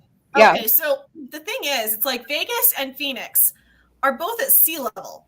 So it's a desert, and yes, it's very hot. But what you have to understand about New Mexico, and Denver is not the mile-high city. We are. Our Chamber of Commerce literally had to call Wikipedia and be like, you need to take that down. Geography does not lie. Denver is not the mile-high city. Like, they literally said that we're higher than Denver, that Denver was higher than us, and we're not. We are. So we're over a mile above sea level. And the top of the mountains are 12,000 feet above sea, an extra 12,000 feet. Yeah. So what you understand about New Mexico is that, like, do we hit 120 like Phoenix does? No. But we're so much closer to the sun that when you step outside, you literally do start baking. Like, it's an actual problem. You will start baking. So, like, Phoenix hot, you know, people are like, how can you, like, I've been to Phoenix when it's like 119. Did not bother me at all. I didn't get a headache. I didn't sweat as hard as I usually do here. It was fine. I was like, what are you all complaining about? This is fine. Yeah. Like, I can deal with this. But like 110 here is hell, because we are so much closer to the sun. So people don't understand this. No, I'm not at all. People don't understand this like, elevation thing is like, it throws you off so big with the elevation here. So you have to pay a lot of attention to that in hiking too. Like, you do. Elevation for so many reasons. Yeah. And like, you know, it's fun. Yeah. Cause like, it's funny. Like, we have the International Balloon Fiesta here. We're the biggest state that does that because of the elevation. It's literally how the hot air balloons get up. And elevation sickness is so a thing here. Like, when you pick if someone who's never been here, like I was telling people from Kentucky, and I was like, okay, when I pick you up at the airport, I'm going to have Gatorade with you, and I expect you to drink all of it because your body's going to need electrolytes because you will pass out because the air is very thin here. And so they were like, what? And I was like, yeah, it's elevation sickness. People get it when they come here because they're not used to the thin air.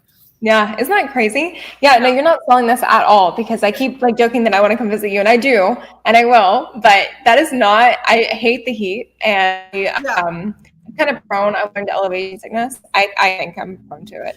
You know, we'll go down south where, like, because I'd love to go to White Sands with you, because I've literally never been. I would love to go out to White Sands and take pictures out there, because like, it's a once in a lifetime thing, because it's such an odd phenomenon. So if we go down south, it'll be a lot, like, the elevation will go down. So we'll go down south. And okay, that's perfect. I'll meet you there then. Okay, sounds good. There's a tiny airport at Ruidoso, so I'll pick you up at Ruidoso. Perfect. Now, have you been to the White Sand Dunes in Colorado? I haven't, no. Okay, that's amazing. I've been there 2 or 3 times. Yeah, it's phenomenal. Yeah. It's really, really cool. That's awesome. Yeah, and I like, there's a lot of places like down south that are just gorgeous. Like, have you ever been to Carlsbad Caverns? No. Oh, see, yeah, those caves are something to see, because it's one of the most stunning, spectacular sights in the world. So maybe we can go do that. So yes, we'll go down south, because we do have so many beautiful mountain ranges here. It's just like, but right now they're all burning down, so they're all closed. So it's, Right, yeah. You're not selling that at all.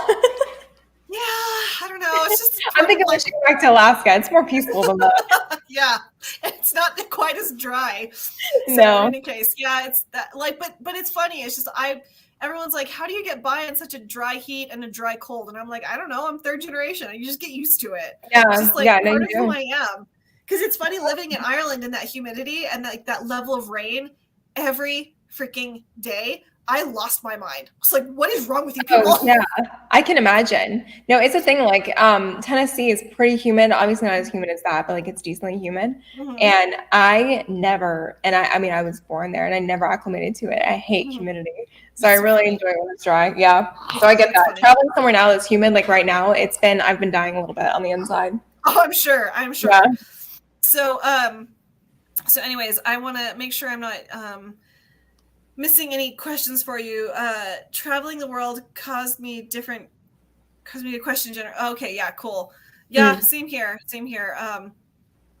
Again, the level of like just people not caring about their religion in Ireland at all was a tad bit startling to me. But again, it's, they don't have separation of church and state. That the bishops, I think, still have a seat in Parliament in Ireland. So when I get asked what denomination I was by someone who was Catholic, I responded, Christian. Yeah, pretty much. Yeah, basically.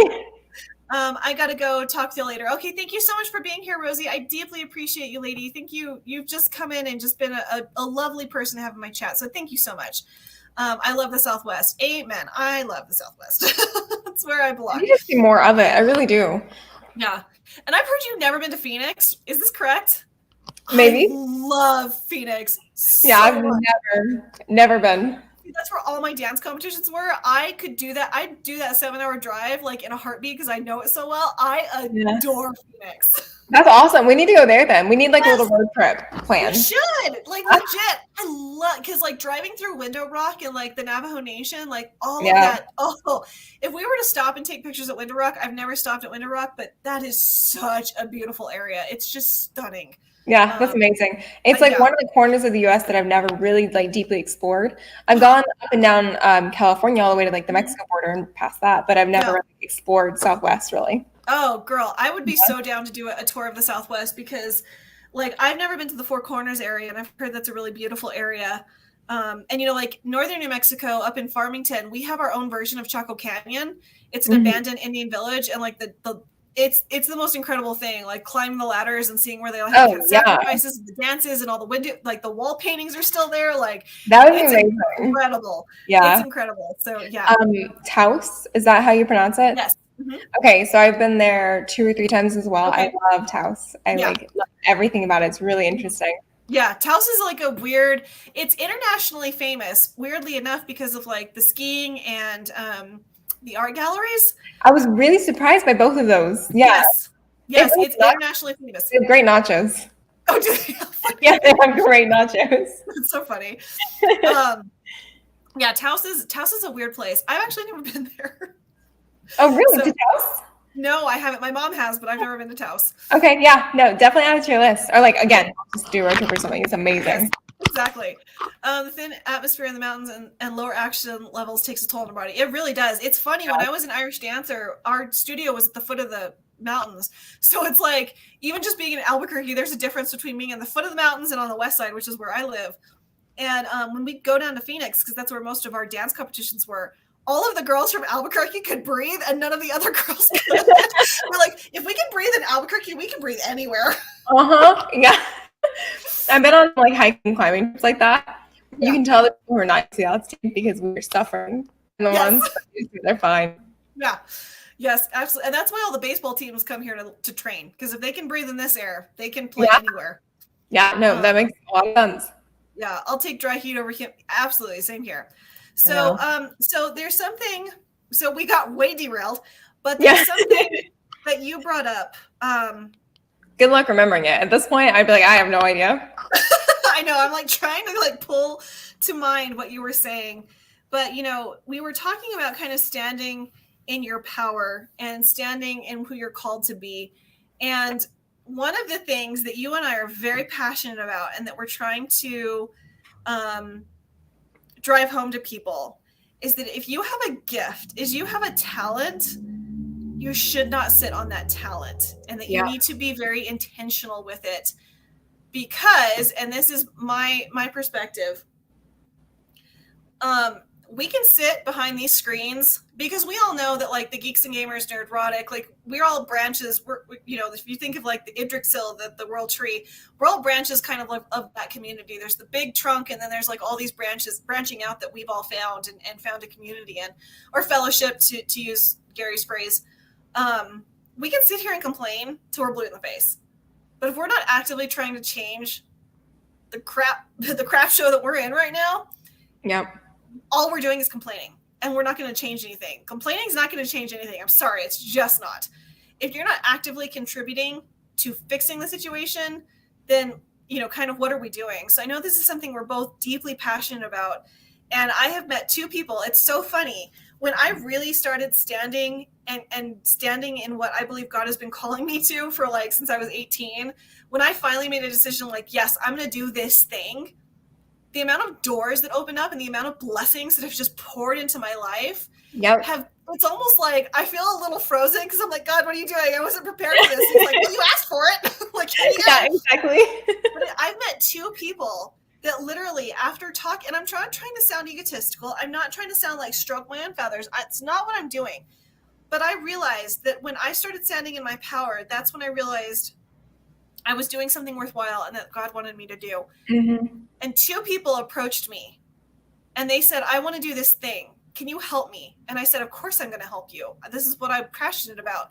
And when I got back to them and I said, you both have a gift. Yeah. And you're sitting on it and you're letting it gather dust. And it's funny, they have both now started being more intentional with their gifts. And all it took was me just showing up and being intentional with them. Yeah. So I know that this is something we're both deeply passionate about. So I was wondering if we can talk about this, like, don't let your talents just sit there and gather dust. Yeah, I know. And it's funny because I knew as soon as we got on this topic, I'd be like, all right, I need to like take this very personally. Because as you know, that's one thing that I've been really, working on as well, particularly, and you and I, like we said, we both write. I have two books that I've had in my mind for, I guess it's been 13 or 14 years now. This book has been with me. And again, it's one of those that if I went through phases where I was like, no, I'm not going to write that, it always showed back up. And it showed back up with a vengeance, where it's like, okay, I'm meant to write this for better or worse. I really am, like, I'm called to write this. And then this other book that's been on my mind for probably 6 years. And on the one hand, I'm grateful they've been on my mind for so long because the books have grown up with me. The stories have grown up with me. And I know now, written, it's a much more enriched story than it would have been when I was much younger. Having said that, there is a point where you realize that you're just kind of sitting on your talent and you're just like hiding it. And you're kind of letting it get so tangled up in your own life that you're just like, I'm never going to actually push that forward. Yeah. So having said that, yes, I'm very passionate about not sitting on your talents. And I think being in this community, like you said, we're kind of in this very unique situation where we're all cheering each other on. And it's much easier at times for a third party to look at someone and recognize, wow, you really do have this gift. That would be a gift to others if you shared it. And it's fun to see when people start to do that. And I think that's what, we're called to do. But having said that, you're talking to someone who is more or less still sitting on a talent that's driving me nuts. So, yes, Girl, very passionate about it. No, and the thing is, sorry, my light, out of nowhere, decided to start to fall over, and it's done that several times. Are you serious? Yeah, it just decided to take a nosedive. I'm not even kidding. I noticed mine is getting more and more dim. I didn't think about that when I sat here. It just one time on Salty Texas's stream, it literally just took a nosedive out of nowhere. It just broke, and I was like, great. Oh my gosh, we need to do donations to get you new light. I know, right? It's the flimsiest thing I have ever. Oh my gosh, it came so well recommended on Amazon. And it's so freaking flimsy. So whatever. But I think it's just because I moved too much and it wobbled on my carpet. But and the thing is, and here's the thing, and not to call anybody out on the carpet. What my thing is something that I'm having to learn, because I'm very I'm the black and white person. I'm an all or nothing person. So I'm if I don't have this thing done by the end of next week, I'm a failure. We're very similar in that way. Yeah. Oh yeah. But it's funny, it's like I'm learning the hard way. It's like if working on your goals looks like right now, you spend 15 minutes, like say you have a notebook and you just jot something down of like, okay, I'm gonna jot this idea down because you're gonna forget. Trust me. You will forget. You're not gonna remember. So keep a notebook handy with you. But it's like I saw Cajun and I know he had to leave, but he said, I'm thinking about starting a YouTube. And I thought about starting a YouTube since like last summer. And I let a couple of like, they're not necessarily naysayers, but they were like, your camera's not good enough, or your lighting isn't going to work, or the room you're in isn't right. Your background, you have all these windows around you. It just doesn't look right. People who were like trying to give me constructive criticism, but I felt like trying to talk me out of something. If you choose to listen to that, that's kind of on you, because if this dream was placed in your heart for a reason, that means you're supposed to do something with it. Exactly. And I was so nervous about starting a YouTube channel because I was like, I know the hustle this takes. And obviously, most of I take care of my grandmother. She has advanced Alzheimer's. I live at home with my mom. And our world revolves around that. It just does. Like I couldn't go to small group the other night because someone had a stomach virus and I couldn't bring that home to my grandmother. So I have to miss out on a lot of things because my life revolves around her, unfortunately, right now. But YouTube is something I can do at home and not have to worry about. I'm just sitting in my den. That's it. Yeah. But I was so worried that I was like, I know people who have been on YouTube for years and they have 5 followers and they don't live stream because nobody shows up. And the minute I sat down to start live streaming, I had 40 people the first night. And I was like, what is happening? What is going on? I was so blown away. And I'm not saying that like, some of my live streams I've had 10 people, which is fine. Some nights I've had more. I don't care. People are turning up and they are supporting me in ways that I still struggle with, like, what am I doing that's making people want to listen to my voice? And I was talking with Tugs about this, and I think it's like literally you guys are just getting Alasia. Like I'm really not, even though I'm an introvert, introverts tend to create a persona that they use to interact with other people and then they withdraw into themselves. This is more or less me. Once I get comfortable with someone, this is who I am. Like I'm not beating around the bush about anything. This is just who I am. So, it's just being intentional and showing up. You never know what blessings are going to fall into your life. No. And so I don't know. It's not to call anyone out, but it's literally just, I would spend 20 minutes a day doing test recordings of myself just to figure out my lighting and be like, okay, this works. This curtain needs to be closed. This window needs to be open. It was 20 minutes and that's all it was. And then I would walk away and be like, okay, I've achieved something. You know what I mean? Yeah, I know, absolutely. I was going to say, now, if you're calling me out, please do, because I need it. But yeah, no, I completely agree with that. It really does come down to every day, like you showing up, whatever that looks like for you, whatever situation you're in. If you show up that day in the way that you know that you're called to show up, because again, I really do feel like we all know how we're called to show up. I know for me, I have a list of things that's been the same since I was almost 10 years old. It has not changed. So you really do know what things are calling out to you, and you know what you can do in a day's time. So as long as you're showing up for yourself first and foremost, that's how you kind of move the needle. And then finding people that can cheer you on and that who do know you enough and who are healthy enough that they can honestly cheer you on is so important. Just that accountability and that community and everything. And then just having fun with it too. Once you kind of point where you're like, wow, I'm actually really excited about this goal and I'm, having fun with it, then that's why I feel like it goes off at that point. Yeah, that's when work becomes pleasure. Exactly. And I feel like more and more people are realizing that wow, you really can make a living or make an imprint or make whatever off of enjoying what you're called to do. In our community, some of the gals who are doing artwork, some of the gals who are writing, it's really amazing. And it's amazing the impact that it has on me. So when you're thinking about yourself, it's important to go, okay, I really enjoy watching these other people creating, and they'll probably enjoy it if I step up to the mantle. So very general statements to say that, yes, I agree. Yeah. And, you know, something that I said to you before stream, and I'm going to try, we were joking around. And first of all, Shield Wall has to go. Thank you so much for being here, Shield Wall. I deeply appreciate it. I see you in everyone's chats. And so I appreciate you've chosen my chat to be in. So thank you so much for being here tonight. And I will see you on the next one. AT says, it's definitely something I've been working on. I'm trying to find my talent to a certain extent. Girl, yes, I applaud you. Be here to be your cheerleader. It takes time and it takes courage and it takes a lot of trial and error. Like you might see like, I'm really passionate about this thing, but that may not be necessarily where you're called to be. And that's okay. Like, don't take that as a reprimand that like, you can't do something creative with your life. It's just, you have to find the place where you're called, which again, that can take trial and error. But I'm going to try and say something that I said to you before the stream. And so I'm going to show this to you guys, and I hope my mom does not care, but whatever. So my mom is an artist. Is she in the chat, by the way? She might be lurking. I don't know if my mom's here. Mom, say hi if you're here. My mom is an artist. She does paper mache sculptures, and this is one of her sculptures for the state fair. And she's been doing this for over 20 years.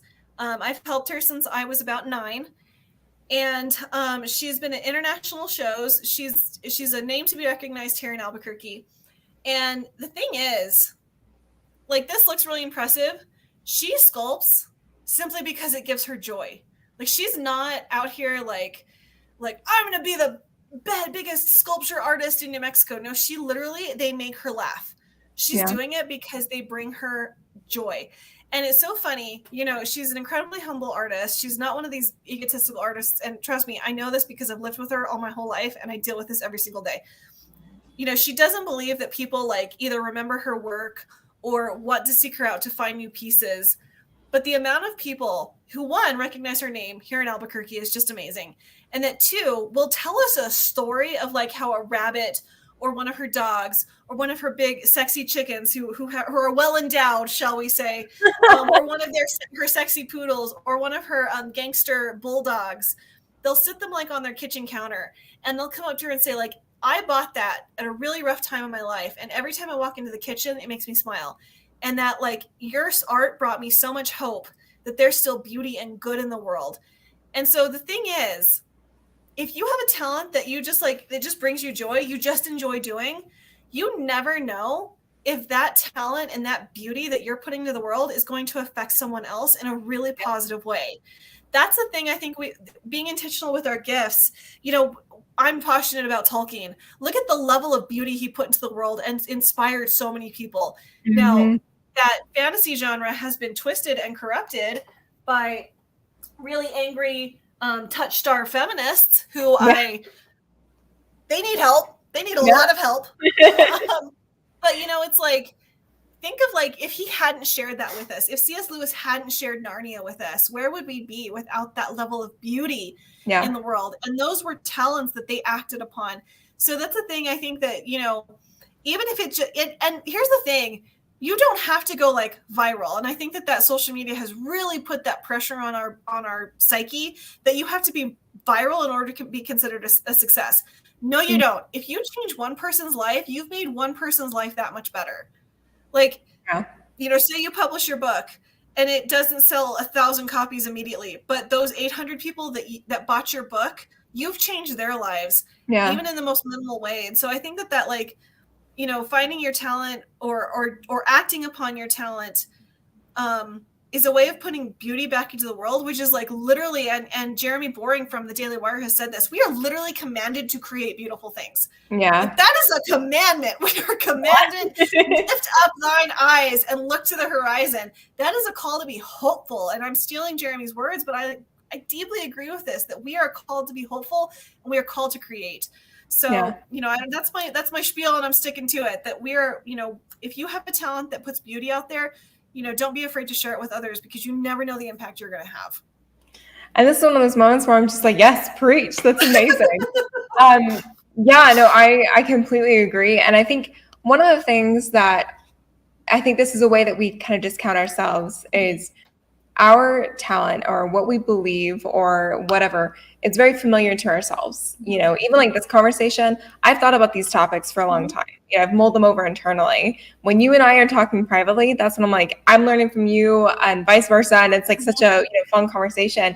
But if you were to tell me, hey, go stand on a podium and talk about these things, my gut reaction would be, well, I feel like this is kind of like, I'm very familiar with it. I don't think it's going to have a big impact, Exactly. And so each person, we are very familiar with like our story and what we believe and all that. And I think that's a point where we discount ourselves. This book that I've been sitting on for 10 years, I'm almost so familiar with it at this point that it has lost its like, not excitement, but it's kind of lost its edge for me. Yeah. And I'm like, I don't think anyone else would really care about it because it's lost its edge for me. Yeah. That may not be the case, I'm so familiar with it. That does not mean that it won't impact other people. So I think that's kind of another caveat of this too. If you have something that you're sitting on, don't discount yourself because you're familiar with it. You have no idea how it might impact someone else. You really don't. And then what you were saying about the Instagram popularity, like competition that's insane and on steroids. There was this author when I was a teenager. She printed these 2 books that were amazing to me. They were the first book that I'd ever read. Like I read them both within 2 days. I just consumed them. And I don't think they sold a lot of copies. They probably sold like a few hundred copies at most from what I recall. But that single, like those 2 days changed my life as a teenager. And I started to like actually read and consume books and write and think about fiction in a very different way and have an appreciation for authors. And I reached out to her and let her know. I actually ended up interviewing her as a teen. It was so much fun. Wow. But really good example of you really don't know how what you create can affect other people or what you say can affect other people. Like in this community, some of the streams that I've watched, I mean, they just speak to me in a way that no one would ever know if I didn't say, hey, that you said spoke to me. You really don't know the impact you're having on other people. You really, really don't. No, you don't at all. So I think like this is just a topic that's near and dear to us, and hopefully, we'll share more of things further down the road. But yeah, it's, we, and just again, going back to, we can sit here and complain and be like, oh, they're taking over our IPs. Okay, let's make new ones. Exactly. Yeah. You have a phone. If filming is your passion, literally what's stopping you from going down to the park? You have a phone. Gimbals are like, I think $20 off of Amazon. You can probably actually build your own if needs be, but what's stopping you from just literally, and the thing is, it's like, you don't have to do the thing that you want to do with the intention of like, I'm going to get this published, or I'm going to get this uploaded, or I'm going to do these things then and make money off of it. If you just start having fun, because literally that's all I was doing with this was having fun, I think blessings will flow from that. Because if you do that with the intention of just like, I'm just going to do this thing because I've always wanted to do it, I think you'll probably be surprised at just how quickly things start opening up for you. Yeah, that was a theme I noticed in Alaska too. A lot of the friends that I were meeting up there, they were either hunters or photographers or hikers or all of the above or whatever. And a lot of them have pretty decent followings online, or they've made a living off of these things. So ask them just point blank, what inspired you to go down this route, and what inspired you to stick with it in the beginning when you were not, getting feedback from people and it was just you. And all of them, all the ones who have been successful said, I just was having fun with it. It was just something that I wanted to do. And any blessings came, very naturally from that. So, every time that happened, I was thinking my book. I was like, okay, Alasia, I'm going to have a conversation with you and we're going to actually write this thing. Yes, exactly. Absolutely. Yep. And also, finding people. And here's something that's I've found interesting that I've had to do through trial and error pretty much my whole life. There's a difference between having friends who love you and support you, and friends who are going to be like, have you worked on your goal today? Okay, why not? What's been stopping you?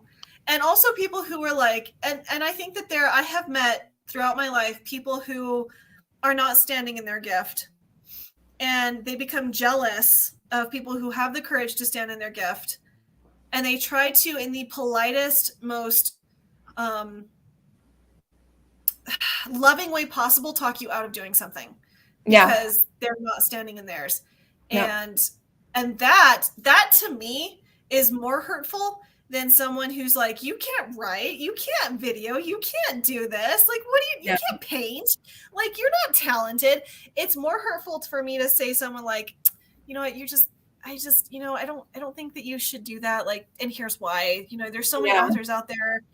You won't make any money. It's that to me is more hurtful. So you need to find people who are willing to stand boldly in their conviction to help you.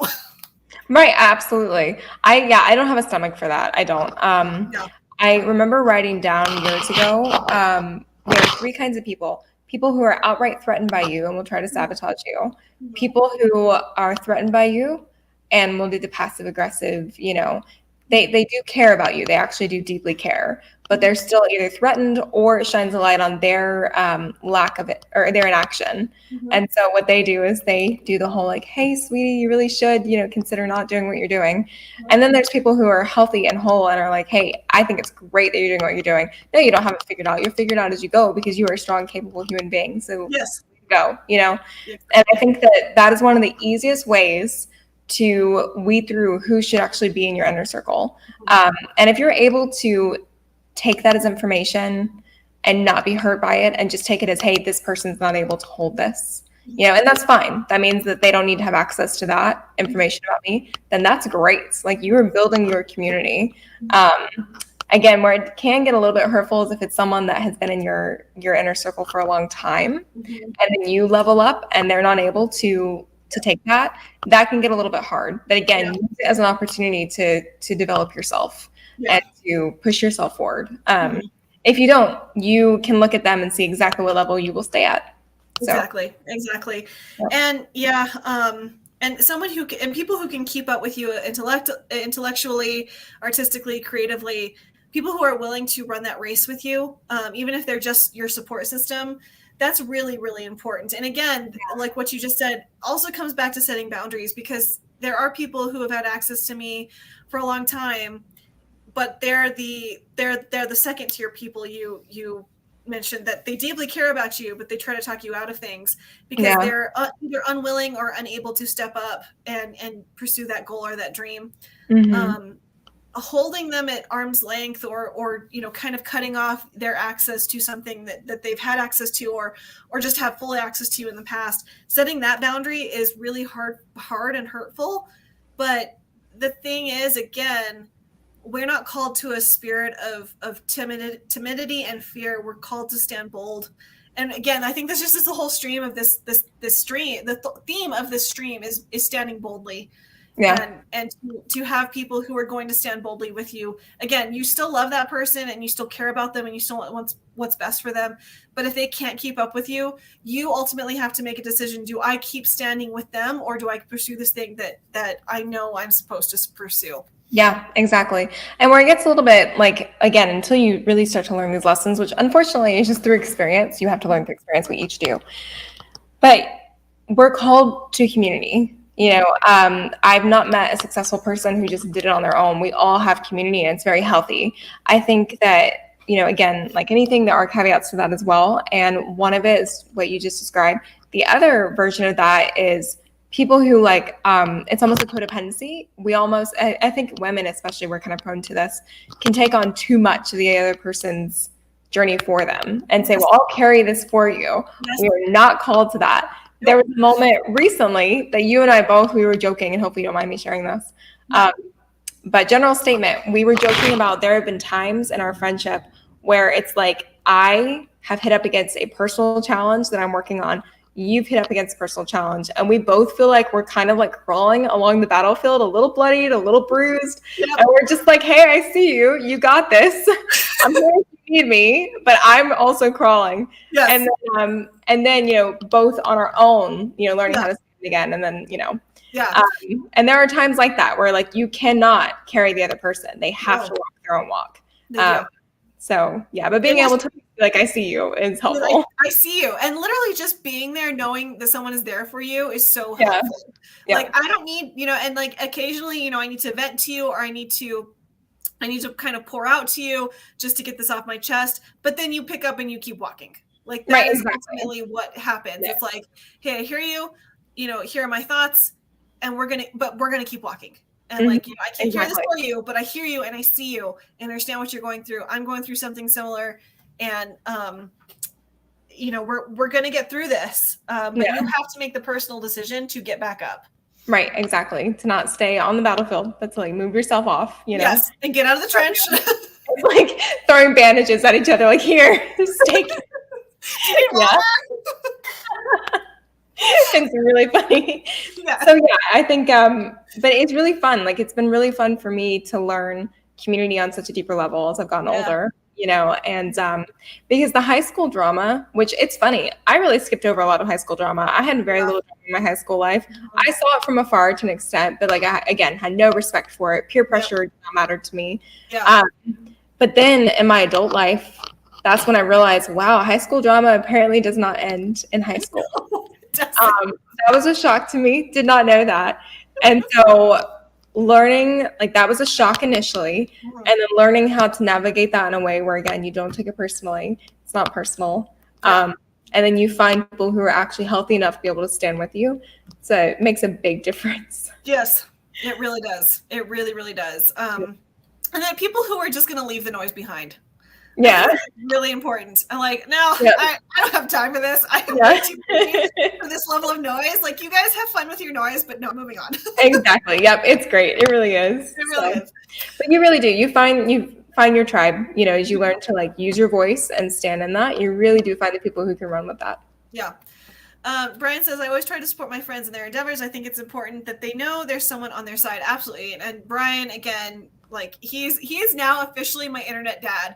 Brian's my internet dad. I adore him. He is always supporting me, and just I couldn't ask for a truer friend. So yeah, and that's the thing. Here's the thing, and here's maybe last point that I really want to make. I don't know, like, if we want to get to any other points, but don't discount support is not a talent.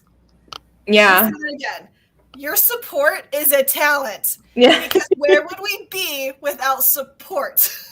Yeah, that is so true. I've never heard it described that way, but yeah, I agree. Like, if you have a talent to support as many people as you do, and one of them is Kaylee. Kaylee is always sharing everybody's stuff all the time. Yeah. She's like a machine. She is in everybody's chat. She is calling people. She's like, here, follow this person. Kaylee has a gift for like supporting so many people. I don't know how she does it. I couldn't do that. Like, it would exhaust me to no end. Kaylee has a gift for a talent for supporting people, which I just think is beautiful, because here's the thing. Say you write a book. If no one buys that book, then what's the point? Yeah, exactly. If you're called to support people who are writing a book or making a movie or whatever it is, they literally wouldn't succeed without you. So I don't want to see anybody in this fellowship saying that, like, I just support people. You have no idea what your support means to us. Yeah, I know, it's amazing. And that is where, like, again, the different natures that women have, they can support each other so much, It really is amazing to watch that play out, because for me, keeping up with details is not my forte. Anyone who knows me well knows that. It's really a problem sometimes. I'm not detail oriented. I'm really not. So when I meet someone who is detail oriented, I'm so grateful for their gifts, because that's not something I will ever have. It's just not. So yeah, it really is neat to see everyone like supporting each other in their own ways. Yeah. And like, if you think of like the current political climate that we're in, of people just going out of their way to cancel each other and tear each other down and talk badly and poorly of each other, the fact that we have the level of support that we do in this community is like mind-boggling. Yeah, it really is. Watching people in competition like that, or just people who've lost their minds, it's pathetic. It really is very pathetic. Yeah. So yeah, it's been amazing to stumble into a community that is so supportive, and really does cheer each other on. Yeah. Wayne Ford says, good evening, Alasia and McKenna. I've been lurking the whole stream, but I wanted to say hello, and that I've enjoyed tonight's conversation very much. Well, thank you so much, Wayne. I deeply appreciate that. Yeah. I really appreciate the lurk. I love all my lurkers.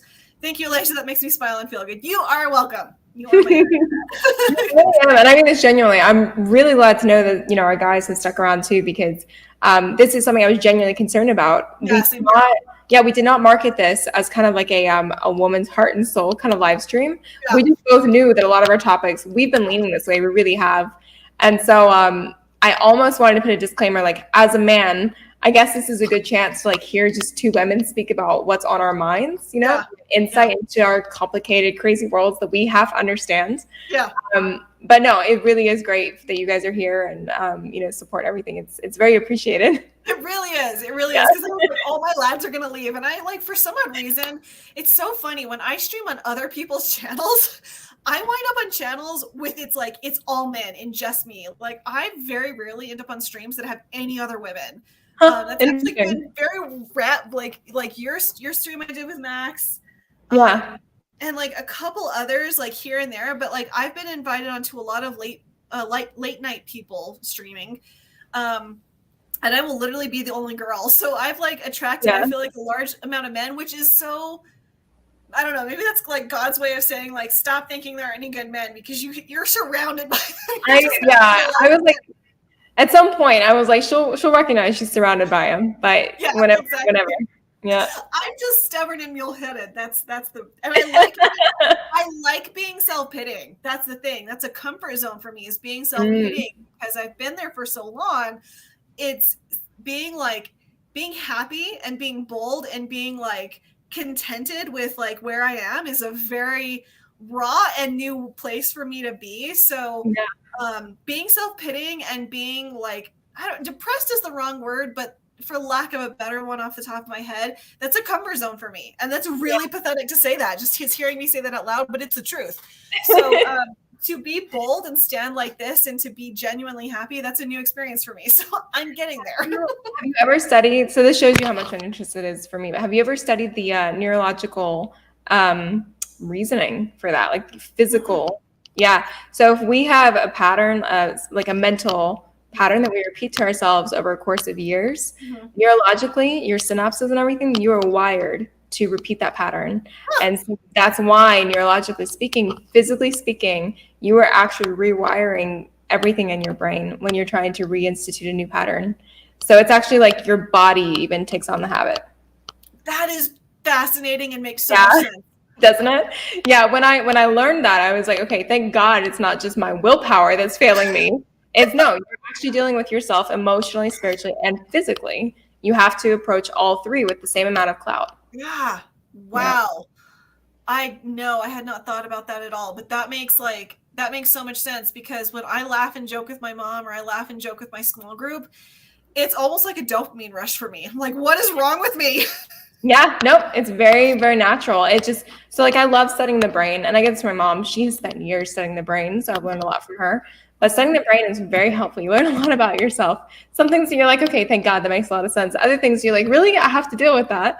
But yeah, neurologically speaking, there's a lot that goes into like the physical approach to changing up your life. If you find yourself just repeating an old pattern, you're like, I cannot get over this. There's a psychological reversal at play, and there's something physical as well that you can address. Okay, I'm gonna have to do more research on that, because now I'm deeply intrigued. Yeah, enjoy the spiral of research that I just handed you. We'll definitely go down a rabbit hole very happily.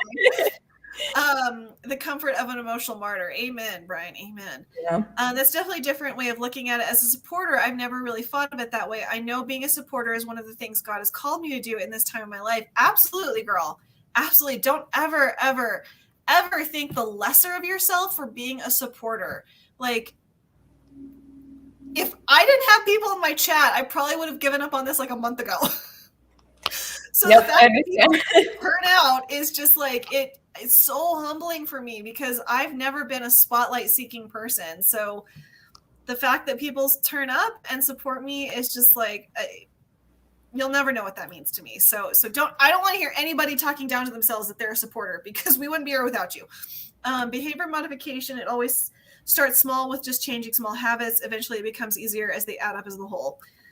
As with anything in life, it starts as a small habit and you go from there. So yeah, definitely. So I have revealed so much more about myself than I ever wanted to. Sorry. But we knew this was going to happen. We knew if it's you and I chatting, all the things would come out.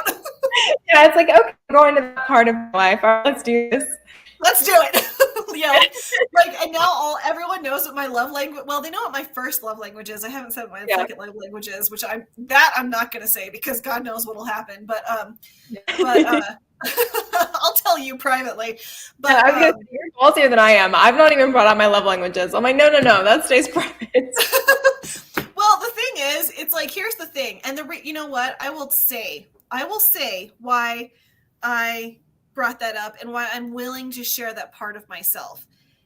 And this is something I have thought long and hard about, and there is no, I have researched none of this. I have no founding for this. This is just something I've observed in my personal life, and I don't know why we're getting back at this topic, but I'm going to say it anyways. So like I said earlier, I'm the helper in like the Enneagram stuff. I'm the helper. Here's the thing about the helper, and I already said this earlier. I'm last on all of my lists. Let's see if I can say this as eloquently out loud that I've said it to myself. The helper helps everybody and will show up. Whatever you need will show up. You need our help, we're there. The thing about the helper is that the person they're helping, or let's say it's a family member or something, they will not offer help back to the helper because we come off as so strong and so capable that they don't realize that they should offer us help. And the thing is, we're so used to not being offered help that we won't ask for help. So it's this really damaging cyclical, it's nobody's fault. It's no one person's fault. It's a series of assumptions that like, well, they're really capable because they help everybody else. Why would they need help?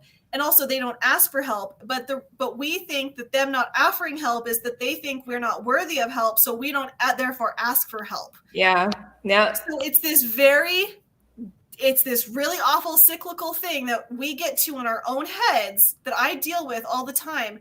Like when I travel, for example, I have crippling anxiety when I travel, and I have a very damaged back. I have several dance injuries in my back and in my hips that makes it incredibly hard for me to lift things. And when I travel, obviously I have a suitcase, and I need help getting that suitcase out of my trunk. And if someone were to see me struggling to get this heavy suitcase out of my trunk, I would never ask for help. But if someone came up to me, like say a guy came up to me and got my luggage out of my trunk, I'd probably like marry them on the spot because I'm like, oh my God, someone cared about me. So that's the thing. It's like, I will not ask for help because I don't feel worthy of help. And like just people tend to not offer the help. Yeah. I'm saying help a lot, but there's a quote around there that says, check on the helpers in your life because they're not okay. And I mean, it's like one of those kind of self-pitying, like self-healing, which I don't really agree with, but it's the truth. Helpers will not ask for help. And that's why my love language is acts of service, because I perform acts of service for other people because that's my way of showing help. But I don't expect it for myself because I never ask for help. Yeah, no, it makes sense. It really does. It's funny. I'm just sitting here going, okay, I'll be the friend to like, if someone offers to help you get the luggage out of your car, I'll be like, do not propose. Do not propose. I need you. Like, just calm down. Stop it, Elsa. I got you. I'm not going to get the luggage out because I really want to see this play out. So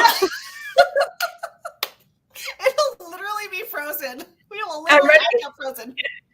I'm ready for our road trip. Let's do this. He was wearing a ring on his finger. Let him go. Yeah, exactly. There's a spray bottle. Ro, that is okay. I will leave it up and you can watch the replay later. So thank you for coming in. Well, you've just held a mirror up to me, Alasia. Thank you. Well, you're welcome, Brian, if you're the helper. I've thought about this long and hard. That is very true, Alasia. I'm the same way. Yeah, that does not surprise me, lady. My friends are very busy, so I never want to bother them asking for help. Yep, it's very true. Okay, I feel so much less insane now. That's been our theme this week. We're like, okay, we feel less crazy now. I do. That's been. It's funny though. My 2 cents about that is also like the whole personal responsibility. Like you stopping and recognizing, hey, here's the cycle that's happening in my life. So is this working for me or is it not working for me? Am I supported or am I not supported? Am I supporting myself or not? Like just asking all those questions is so important. Because we each have something like that playing out in our lives. It might not be the same. Like I know for me, it's not the same. But we each have something or more than one thing that can use a little bit of TLC. So giving that to yourself is so important. It is. It is.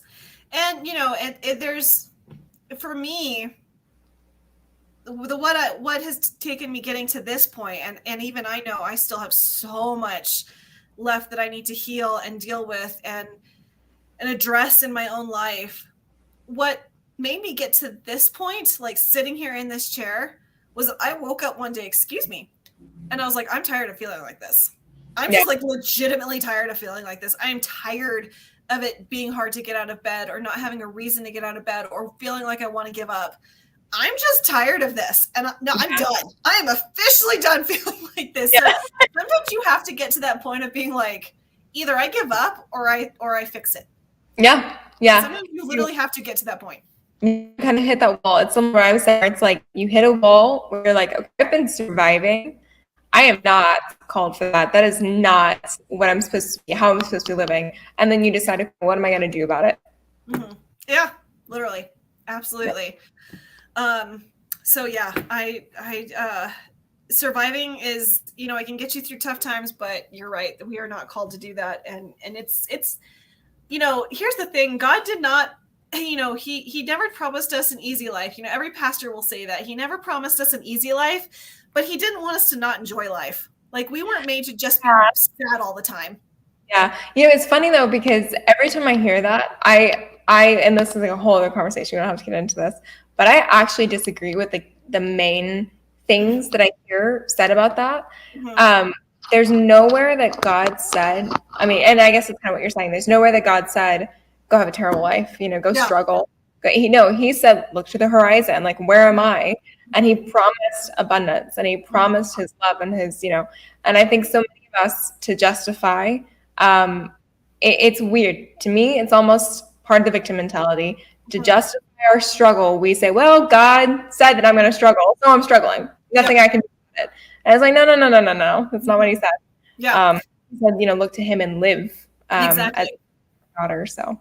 Well, and there's that Bible verse in Isaiah, and I shared it a little while ago. I don't know if I can remember it, but he in Isaiah, he literally says, let me see if I can hold on. It's in Isaiah. It's chapter 43. And he says, for I'm about to do something new. See, I have done it. I have already begun. Do you not see it? I will make a pathway through the wilderness. I will create rivers in the dry wasteland. And I think that verse goes on to say, like, I will bring you up out of the valley of Achor, which is out of the valley of suffering, and I will do something new. And, God, again, like, it's not like every day is going to be a walk in the park, but God doesn't call us to not enjoy and live life, on a very basic sense. I don't think he would have created marriage had he not wanted us to be happy. Yeah, I agree. Example. It's like the one that comes to mind. So in any case, I guess theme of the stream as we kind of wind down, stand boldly and just be courageous. And don't be afraid to address who you are as a human so that you can live a better life. Mm-hmm. And actually go after what you're called to do and what it is you want. Exactly. And I think also know that as you stand more and more deeply in this, and as you honor who you are, you will find people who honor you as well and who see you. Mm-hmm. When I was hiding and I had a muzzle on for a lot of different reasons, I kept finding people who treated me like I had a muzzle on, who treated me like I was hiding. They did not see me. They did not know me. Well, of course, that makes sense. So the more that you actually stand in who you are and the more that you speak boldly in that and move boldly in that, you find people who see you and go, wow, I like who you are. And I think that's what we're finding in this community over and over again. So absolutely. And, people will get mad at you for moving on and becoming the better version of you that you're meant to be. There's nothing you can do about that. As you can do. Nothing. That is their stuff. As you say, that is now my motto. That's their stuff. You can't, if friendships end, then so be it. Unfortunately it hurts, but sometimes that is literally just what needs to happen. Yeah, it is. I have a coffee mug that says that. I'll send you one. Okay, thank you. I love that. It's great. Yeah. Okay, so Zach's, there's gonna be a guy waiting in the bushes for that. Just, oh my God. You know who I will not have any qualms about guilt tripping into helping me should he be there. Oh, I'm gonna try, guys, for the few of you who are still here. If you're going to Dallas, keep your fingers crossed. I'm gonna do my best to get there. I really want to go. So hopefully, if anyone's going to be at the Dallas meetup for Nerdrotic and be at the Fan Expo that Gina will be at, I'm going to do my best to get there because I'm really tired of not having a life. So I'm going to go do some fun things. A spray bottle. I'm not joking, Brian. Oh, you need some help with luggage? Well, I'm there. Okay, thank you, Ron. I travel light, so no luggage, but plenty of baggage. I was sick and tired of being sick and tired. Yep. I've heard that quote, and that is very, very, very accurate. It sounds like something from the Jerry Springer show. You were created to be victorious. Absolutely. Amen. Amen, Brian. Well said. Courage isn't the absence of fear, it's the victory over it. Yes, and that, it's funny. You will be granted victory over your own fears and doubts and anxieties if you are willing to look them in the eye and say, I'm done. Like, you will be granted victory. I promise you will. It may take a little while, but you will be granted victory over those things that are holding you back if you're willing to push past them. Yeah, absolutely. The first step in being true to yourself is being honest with yourself and what you think, feel, and want and need. Absolutely. Thank you, darling. Thank you, darling. I'm going to need it because I'm driving. So anyways, all right. Well, McKenna, my darling, thank you so much for coming on tonight and playing along with me. This has been such a wonderful stream, and I have loved every single second of it. I'm just going to have to go back and listen to all the things we said because, first of all, streamer brain is such a thing. And I want to really sit with everything we said because I think the both of us had really great points, and I want to remember that. So thank you so much for being here tonight. Thank you for having me. It's really fun because as you and I have different phone calls and stuff, I always joke, man, I wish we could have recorded this because I could go back to this and just listen to everything. Yep. So I'm glad we essentially just had a phone call that's actually recorded. But yes. No, I love being here. You're amazing. It's been really, really fun to just watch you hit the ground running, to say the least. So thank you. Yeah, so thanks for having me. No, not at all. Not at all. And hopefully we can do more of these in the future. I would love to keep having conversations because I feel like we could literally, if anyone tossed us a topic, we could probably talk about it. Except comics. And we were like, I don't know. Yeah, except for that. Unfortunately, I'm trying. All I know is I like Wolverine. That's it. Exactly. I actually messaged Max a couple weeks ago about the big, I think they're called omnibuses or something. Yeah. About the comic book version of Captain America and the Winter Soldier. So like, Max, is this any good or is it woke garbage? And he's like, no, you have to read that. You should get that. Yeah. So I was like, okay, cool. So I told him, I was like, one of these days, if there's one thing from Marvel that I want to read, it's actually Black Widow. She's the person I identify with the most. I adore Black Widow. So I'm like, I want your help finding Black Widow comics. And he's like, okay, we can do that. And I was like, great. That's awesome. You know what's really ironic about that too? Because my Instagram handle is McKennaRogue. And this was not planned. But since diving into this community, I really relate to Rogue. In every form and fashion. Yeah. Oh. So that's been really, really great. But no, believe it or not, learning comics through Max and through this community has helped with writing in a lot of ways. It really has. Really? Mm-hmm. Interesting. So next stream, let's talk about that. I'm down. Let's do it. All right. Well, McKenna, I saw people, if I've got any mods in here still, could you drop McKenna's Instagram one more time, please? McKenna, do you have anything coming up that you're going to share with us, or just keep an eye on your Instagram for all the pretty pictures? Yeah, you guys will be as surprised as I am by whatever I do next. So I'll keep you guys posted. I am planning on heading back to Alaska at some point this summer. So I'll keep you guys posted on that. But other than that, nope. Alrighty, sounds good. Well, to the 15 people who are still here, we thank you for hanging out. There's something I want to announce. I did announce it on my Twitter, but if you didn't see it, I am now officially a book affiliate. Well, I'm an affiliate with ABE Books. I'm going to drop the link in chat. So ABE, excuse me, geez almighty. ABE Books is a online used bookstore. and they have great quality, great prices. I have bought from them for I don't even know how long, all through school, because their books were such a decent price. The shipping was such a decent price. I'm now an affiliate, so if you buy through my link, if there are any used books you're interested in getting, if you buy through my link, I get 5% of every purchase. So of course, you would ask that while I'm brushing. Oh, okay, no worries. Okay, hold on. I can do it because I've got Instagram pulled up. I don't know why I just didn't do it myself. I'm sorry, darling. Okay, here. Oh, I searched for your Instagram earlier, so I can do it myself. Brush your teeth. So yeah, anyways, if you buy through my there's McKenna's Instagram if you guys want to follow her. If you buy through my link, I get 5% of every book. So I just want to throw that out there. I was really happy that I got that affiliate program. So yeah, and then next weekend we are on Mando's channel talking about the history of Celeborn and Galadriel. For those of you who follow along on Literary Soul Sisters, I keep saying I'm going to have a review of The Northman out. Well, I bought the movie because it's been too long since I've seen it. And and the reason though it's taking me so long is that I'm gathering articles talking about the masculine and the feminine, because I think this movie did such a beautiful job of balancing between the masculine and the feminine and what those roles look like. I think this film just did an incredible job breaking that down. I don't care that the news cycle's passed. I want to talk about it. So expect that sometime this week. I also have several book reviews that I have to get out. That I really want to get out.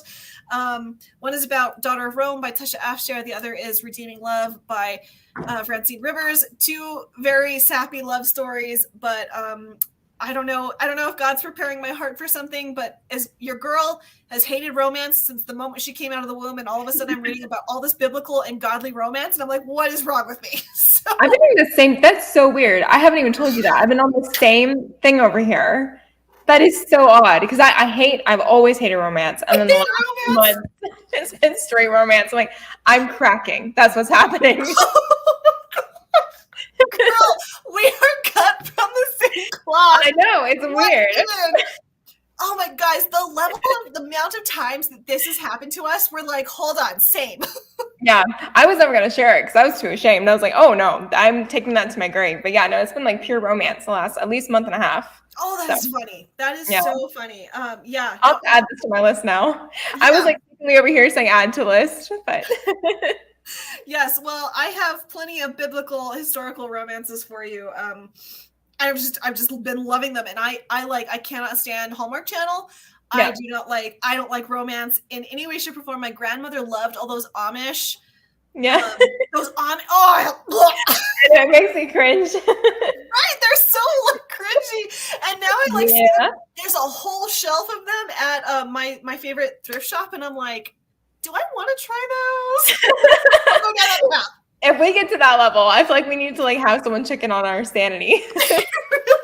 just my opinion.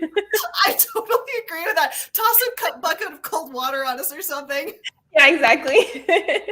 Oh my gosh, that is too funny. All right, well, on that happy note, we will end the stream. Again, thank you guys so much for being here. I appreciate you guys to the moon and back. You guys are incredible.